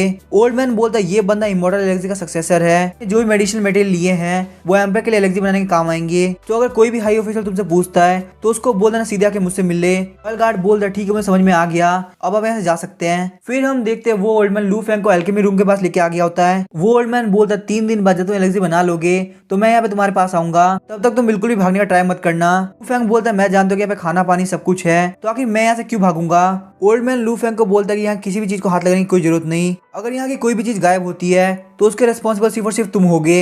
लू फेंग बोलता है क्या तुम्हें लगता है कि मैं एक ऐसा इंसान हूँ जो कि चीजों को चुराएगा। ओल्ड मैन बोलता है अगर ऐसा नहीं है तो तुम्हारे स्पेस रिंग के अंदर इतने सारे पैसे क्या कर रहे हैं, तुमने जो सब बातें बोली थी वो किसी को बेवकूफ बना सकती है, लेकिन मैं बेवकूफ नहीं बनने वाला। तभी हम देखते हैं वो ओल्ड मैन लू फेंग को धक्का दे देता है और वहाँ पे अपनी एनर्जी को एक्टिवेट करने लगता है। लू फेंग बोलता है ओल्ड मैन आखिर तुम क्या कर रहे हो। ओल्ड मैन बोलता है मैं बस यहाँ पे तुम्हारी सेफ्टी के लिए एक एक्स्ट्रा प्रोटेक्शन लेयर बना रहा हूँ, ये चीज बिल्कुल भी मत भूलना, तुम्हारे पास सिर्फ 3 दिन है, अगर यहाँ पे कोई भी चीज चाहिए होगी तो स्टाफ तुम्हारे लिए अंदर लेके आ आ जाएगा। फिर हम देखते हैं बहुत सारे लोग आ गए होते हैं। लू फेंग सोचा था यहाँ पे इतने सारे ग्रैंड मास्टर लेवल के लोग मुझे गार्ड करने के लिए खड़े रहेंगे, बाकी उन लोगों को कितना ज्यादा डर है कि मैं यहाँ से भाग जाऊंगा। ओल्ड मैन बोलता है आज से 3 दिन तक तुम लोग यहाँ पे खड़े रहोगे ताकि तुम लोग इमॉर्टल पिल के सक्सेसर को प्रोटेक्ट कर सको। यहाँ पे कोई बंदा अटैक करने के हिसाब से आता है तो उसको बिना मर्सी दिखाए मार देना। लू फेंग बोलता है अगर मेरे आसपास लड़कियां ना हो तो बिल्कुल भी मेरा मन नहीं लगता, और साथ ही में मेरे रोज के खाने का प्राइस 100 गोल्ड टेल है। मैं सिर्फ और सिर्फ जियांग वाइन ही पीता हूँ और साटिन सिल्क के कपड़े पहनता हूँ। मुझे यहाँ पे ये सारी चीजें प्रोवाइड करी जाए। लू फेंग सोचा था कि इस बंदे ने मेरी बात सुनी या नहीं सुनी, तो कोई बात नहीं, अगर मेरी बात अभी नहीं सुन रहा तो क्या फर्क पड़ता है। जब मैं यहाँ पे साइड बाय साइड किंग बन जाऊंगा तब इसको मेरी बात सुननी पड़ेगी। तो वो वहाँ पे अंदर एंटर करता है तो बोलता है कि सच में एम्परर काफी ज्यादा रिच है। तभी लू फेंग के पीछे 5 मेल सर्वेंट और 5 फीमेल सर्वेंट आ गई होती है। वो लोग बोलते हैं मिस्टर लू, हम लोग यहाँ पे आपको सर्व करने के लिए आए हैं। लू फेंग सोचा था मुझे लगा था कि यहाँ पे सुंदर सुंदर लड़कियों को भेजा जाएगा। यहाँ पे जितने भी लोग आए हैं वो सब ट्रू एनर्जी रियलम पे है। लू फेंग बोलता है एक एक करके फटाफट से अपना नाम बताओ। ये सुन के वो सारे सर्वेंट काफी ज्यादा परेशान हो जाते हैं। लू फेंग बोलता है क्या तुम लोगों ने मेरी बात नहीं सुनी, अगर तुम ऐसा नहीं करते हो मैं यहाँ पे एलएक्सी बनाना बंद कर दूंगा। फिर हम देखते एक एक करके वो सारे लोग अपना नाम बताना चालू कर देते हैं। लू फेंग बोलता चलो ठीक है, अब मैं तुम लोग को यहाँ पे अपना फर्स्ट ऑर्डर देता हूँ। सबसे पहले तो ये कि मुझे यहाँ पे मेल सर्वेंट नहीं चाहिए, मुझे यहाँ पे डबल साइज ऑरेंजेस वाली ब्यूटी चाहिए। अगर ऐसा नहीं होगा तो मुझे यहाँ पे बिल्कुल भी मजा नहीं आएगा। तभी उनमें से एक सर्वेंट बोलता है लॉर्ड ये रूल्स के बिल्कुल खिलाफ है। लू फेंग बोलता है रूल्स, आखिर किस तरह के रूल? किंग की जवान इसकी रूल होती है, तुम लोग यहाँ पे किंग की बात नहीं मानोगे। तुम लोग तो यहाँ मेरा फर्स्ट ऑर्डर ही नहीं मान रहे हो, ताकि मैं तुम लोग पे भरोसा कैसे करूँ? क्या तुम लोग को ये लग रहा है कि मैं इतनी सारी लड़कियों को इसलिए बुला रहा हूँ क्योंकि मैं ब्यूटी का काफी ज्यादा भूखा हूँ? नहीं, ये किंग सिर्फ और सिर्फ यहाँ पे एलेक्सी को रिफाइन करने के लिए है। मैं यहाँ पे इमॉर्टल एलेक्सी को रिफाइन करूंगा तो ये जो फायर एनर्जी होगी वो काफी ज्यादा होगी। वो फायर एनर्जी हमारे लिए काफी ज्यादा खतरनाक हो सकती है, लेकिन यहाँ पे लेडीज के रहने की वजह से फायर एनर्जी काफी ज्यादा कंट्रोल में रहेगी। तो उन लोगों की बॉडी के अंदर जो एनर्जी निकल रही होती है वो फायर एनर्जी को काफी ज्यादा कंट्रोल करती है। तुम यहाँ पे लेडीज को लेके नहीं आते, इसका मतलब तुम मेरी अल्केमी को खराब कर रहे हो। अगर तुम मेरी अल्केमी को खराब कर रहे हो इसका मतलब तुम एम्परर को मारना चाहते हो। ये सुनकर उन सारे मेल सर्वेंट काफी ज्यादा फट जाती है और वो लोग बोलते हैं प्लीज हमें माफ कर दीजिए, आप जैसा बोलेंगे वैसा ही होगा, हम लोग अभी आपके लिए अरेंजमेंट करते हैं। लू फेंग बोलता है ठीक है यहाँ चले जाओ, अब मेरे अल्केमी के बीच में मत आओ। उन लोग के वहां जाने के बाद लू फेंग एक होल के अंदर आ गया होता है। लू फेंग बोलता है अभी मेरे पास 3 दिन बाकी है, यहाँ पे बिल्कुल भी टेंशन करने की जरूरत नहीं। तो अगर मैं 3 दिन तक यहाँ से कहीं भी बाहर नहीं निकल सकता तो क्यों ना मैं बैठ के प्रैक्टिस करूँ। वैसे ही मेरा रियलम काफी ज्यादा पीछे रह चुका है। फिर हम देखते हैं लू फेंग एक पिल खा के कल्टीवेट करना स्टार्ट कर देता है। लू फेंग की बॉडी के अंदर से ब्लू कलर के ड्रैगन का ऑरा बाहर निकल रहा होता है। तभी लू फेंग अपनी आंखें खोल के काफी जोर से चिल्लाने लगता है। सिस्टम बोलता है कि आपने यहाँ पे एनर्जी गैदरिंग रियल के 8 लेवल को ब्रेक थ्रू करके 9th लेवल पे पहुंच चुके हैं। लू फेंग सोचा सिर्फ 1 ही घंटे के अंदर मैंने यहाँ पे ब्रेक थ्रू कर लिया, सच में तो काफी ज्यादा बढ़िया बात है। मुझे लगता है मैं बहुत ही जल्दी इनर एनर्जी रियल में पहुंच जाऊंगा। अब मुझे यहाँ पे अपनी वाइटलिटी के पीक पे जाना होगा और अपने 5 इंटरनल ऑर्गन को रिफाइन करना होगा ताकि मैं अपने लाइफ एसेंस को इकट्ठा कर सकूं। और ये सब करने के बाद जब मैं अपनी इनर की को रिफाइन करूंगा तो मैं बहुत इजीली इनर एनर्जी रियल में पहुंच जाऊंगा।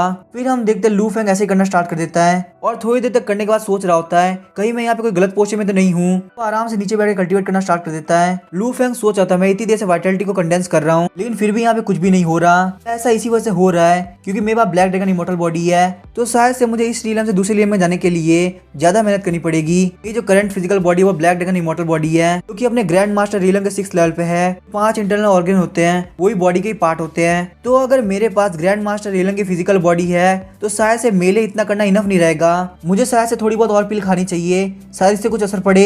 अब मैं यहाँ पे कैसे भी करके इनर एनर्जी रिले में पहुंच के रहूंगा। फिर हमें 3 दिन बाद का सीन दिखाया था। सिस्टम बोलता है कि आप यहाँ पे ब्रेक थ्रू करके इनर एनर्जी रिले के फर्स्ट लेवल पे पहुंच चुके हैं। लू फेंग बोलता है काफी कमाल की बात है, आखिरकार मेरे पास इंटरनल की एनर्जी आ गई, मैंने यहाँ पे इमॉर्टल पिल भी बना ली है और साथ में इनर एनर्जी रिले में भी पहुंच गया हूँ। मुझे नहीं पता आखिर अब क्या होने वाला है। अभी हम देखते वो ओल्ड मैन वहाँ पे पहुंच गया होता है। वो ओल्ड मैन बोलता है लू फेंग क्या तुमने इमॉर्टल भी बना ली? लू फेंग बोलता है ये मेरे लिए काफी इजी था। फिर वो उस ओल्ड मैन को पिल दे देता है। ओल्ड मैन बोलता है कितने दिनों तक काम आएगा? लू फेंग बोलता है ये एम्परर को पूरी 1 साल की जिंदगी दे सकता है। ओल्ड मैन बोलता है क्या 1 साल? ये तो काफी कम है, तुम्हें कम से कम 10 साल का इंतजाम करना चाहिए था और यहाँ पे सिर्फ 2 पिल है जो कि सिर्फ 2 साल बढ़ाएगी। लू फेंग बोलता है मेरा रियलम काफी ज्यादा कम है और साथ में मैंने अभी एलेक्सी को रिफाइन करना स्टार्ट किया है, जितना ज्यादा मेरे पास एक्सपीरियंस बढ़ेगा साल भी अपने आप इंक्रीज हो जाएंगे। अब मुझे क्लियरली बताइए आपको ये पिल चाहिए कि नहीं? लू फेंग बोलता है मैंने यहाँ पे तुम लोग को इमॉर्टल एलेक्सी दे दिया तो आखिर मैं अब यहाँ पे क्यों हूँ? मुझे यहाँ से फटाफट से बाहर निकालो। वो ओल्ड मैन बोलता जब टाइम आएगा तो मैं तुमको यहाँ से बाहर निकाल दूंगा। ये बोलते वो वहां से निकल जाता है। लू फेंग बोलता है मेरा वो रिवॉर्ड जिसके बारे में बात हुई थी उसका क्या? ओल्ड मैन बोलता है वो भी तुम्हें टाइम आने में मिल जाएगा। फिर हम देखते वहाँ पे लू फेंग के लिए बहुत सारी लड़कियां आ गई होती है। लू फेंग बोलता है ओल्ड मैन तुम पक्का से मजाक नहीं कर रहे ना?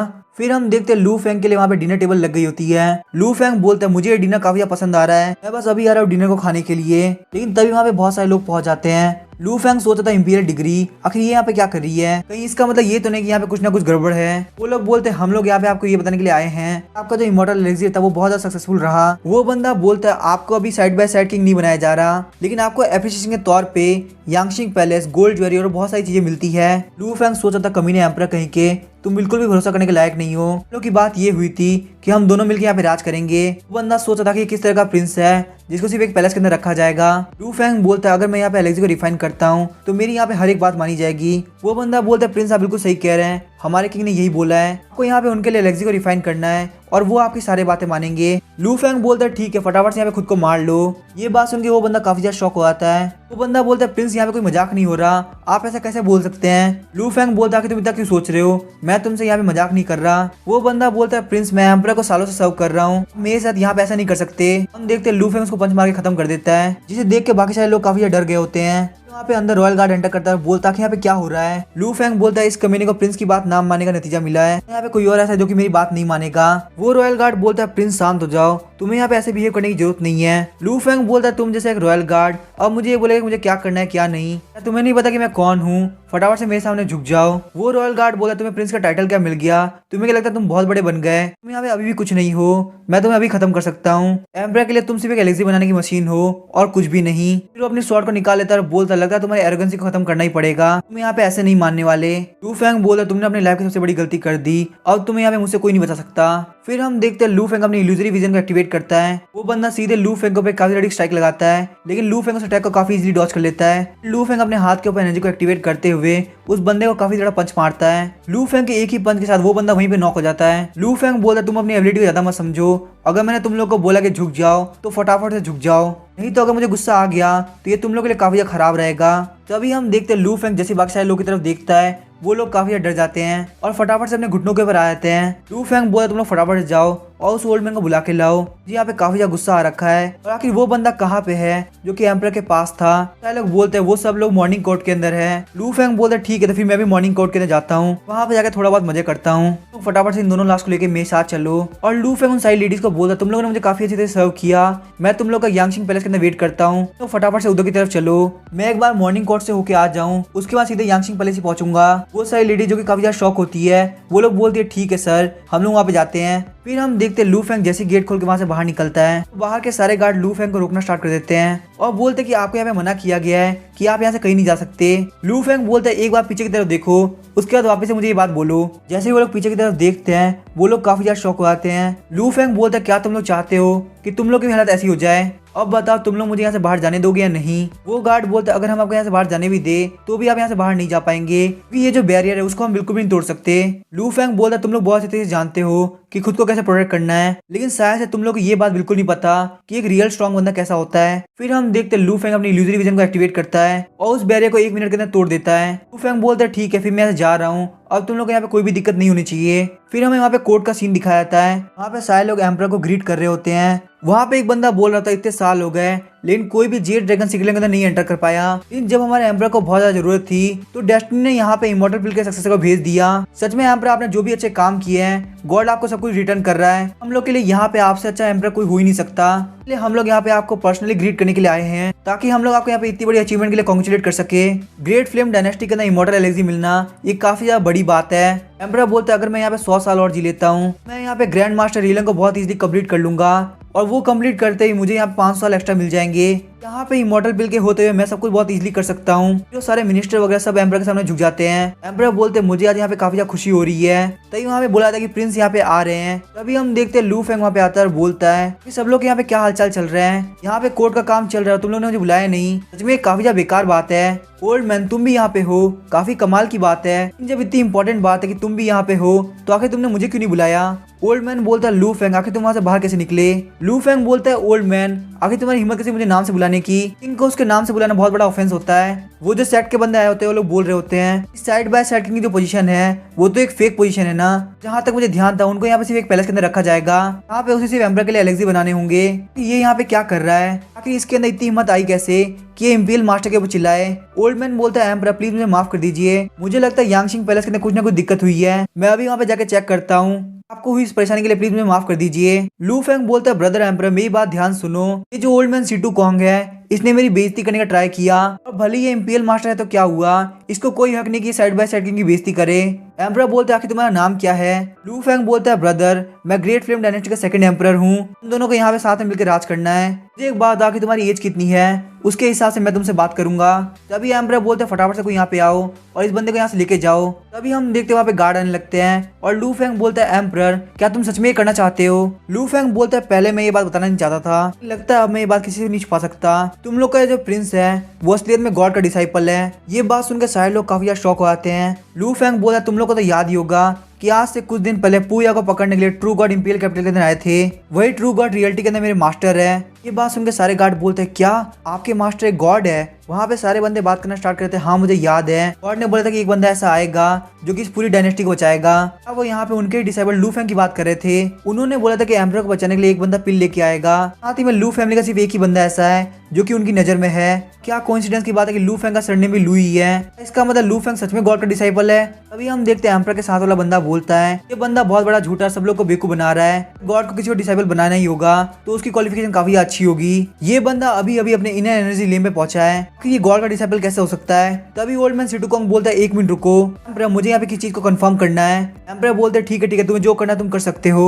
ओल्ड मैन सिटुकोंग बोलता है क्या तुम्हारा कोई प्रूफ है कि तुम गॉड का डिसाइपल हो। लू फेंग बोलता है कोई बंदा बिना प्रूफ के नहीं रहता, अगर मैं यहाँ पे ये बात बोल रहा हूँ तो मेरे पास पक्का प्रूफ भी होगा। फिर हम देखते हैं लू फेंग अपने पास से जियांजिंग बीड को निकालता है, जिसे देख के सारे लोग बोल रहे होते हैं ये तो एक बहुत ही प्रीशियस बुद्धिस्ट ट्रेजर है जिसका नाम है जियांजिंग बीड। मैन सिटुकोंग सोच रहा होता है ये तो वही जियांजिंग बीड है कि पुयाओ ने उस दिन गॉड को दी थी। अगर ये बंदा गॉड का डिसाइपल नहीं होता तो आखिर ये जियांजिंग बीड उसके पास क्या कर रहा है। वो सेक्ट के मास्टर बात कर रहे होते हैं अगर इसके पीछे गॉड का सपोर्ट नहीं होता तो ये यहाँ पे इतना एरोगेंटली बिहेव नहीं कर पाता। मुझे तो यहाँ पे सच में लगता है कि ये गॉड का डिसाइपल है। जैसे ये यहाँ पे आके एम्परर को ब्रदर बोल रहा है ये पक्का गॉड का डिसाइपल है। सारे लोग बोलते हैं हम भी इस बात पे एग्री करते हैं ये पक्का गॉड का डिसाइपल है। ओल्ड मैन सिटुकोंग सोच रहा होता है हमने यहाँ पे बहुत बड़ी गलती कर दी, अगर लू फेंग सच में गॉड का डिसाइपल है हमें यहाँ पे उसको घर के अंदर बंद नहीं करना चाहिए था। लू फेंग बोलता है ये मेरे मास्टर ने मुझे प्रोटेक्ट करने के लिए दिया था ताकि कोई भी यहाँ पे मुझे जान से ना मार सके। क्या तुम लोग को यहाँ पे मेरे ऊपर भरोसा हो गया या फिर तुम लोग को अभी भी लगता है कि मैं गॉड का डिसाइपल नहीं हूँ। ओल्ड मैन बोलता है एम्परर ये जियांजिंग बीड बिल्कुल रियल है, इसका मतलब ये बंदा सच में गॉड का डिसाइपल है। ये सुनते ही एम्परर लू फेंग से बोलते हैं लू फेंग तुम तो काफी कमाल के इंसान निकले, मुझे तो अभी तक विश्वास नहीं हो रहा कि हमारे ग्रेट फ्लेम डायनेस्टी के अंदर ऐसा टैलेंट भी है तो यहाँ पे गॉड भी एडमायर करते हैं। तुम सच में हमारे ग्रेट फ्लेम डायनेस्टी के लिए ब्लेसिंग हो, तुम हमारे हीरो हो। लू फेंग एम्परर के कंधे पे हाथ रखता है बोलता है ब्रदर कोई भी टेंशन लेने की बात नहीं है। लू फेंग बोलता है कोई बात नहीं एम्परर, मुझे ये बात पता है कि तुम इतने साल से एम्परर थे तो तुम्हें ये बात रियलाइज करने में काफी ज्यादा टाइम लगा होगा, लेकिन अब तुम्हें ये बात बहुत जल्दी समझनी होगी वरना कहीं अगर मुझे गुस्सा आ गया तो ये तुम्हारे लिए बिल्कुल भी सही नहीं होगा। तभी एम्परर बोलता है कि तुम लोग कर क्या रहे हो, फटाफट से लू फेंग के लिए सीट लेके आओ। लू फेंग बोलता है नहीं मेरे लिए सीट लाने की कोई जरूरत नहीं। एम्परर बोलता है लेकिन लू फेंग आखिर ऐसा क्यों। साथ ही में वो सोच रहे होते हैं क्योंकि हमने इसको घर में बंद कर दिया था तो ये हमसे रिवेंज लेने की तो नहीं सोच रहा। लू फेंग एम्परर की सीट के पास जाता है और बोलता है कि यहाँ पे ऑलरेडी एक सीट अवेलेबल है तो एक और सीट की क्या जरूरत है, मैं यहाँ पे इसी सीट पे बैठने वाला हूँ। अब इसके आगे क्या होगा हम नेक्स्ट एपिसोड में जानेंगे। वीडियो पसंद आए चैनल को सब्सक्राइब करके वीडियो को लाइक कर देना। Thank you.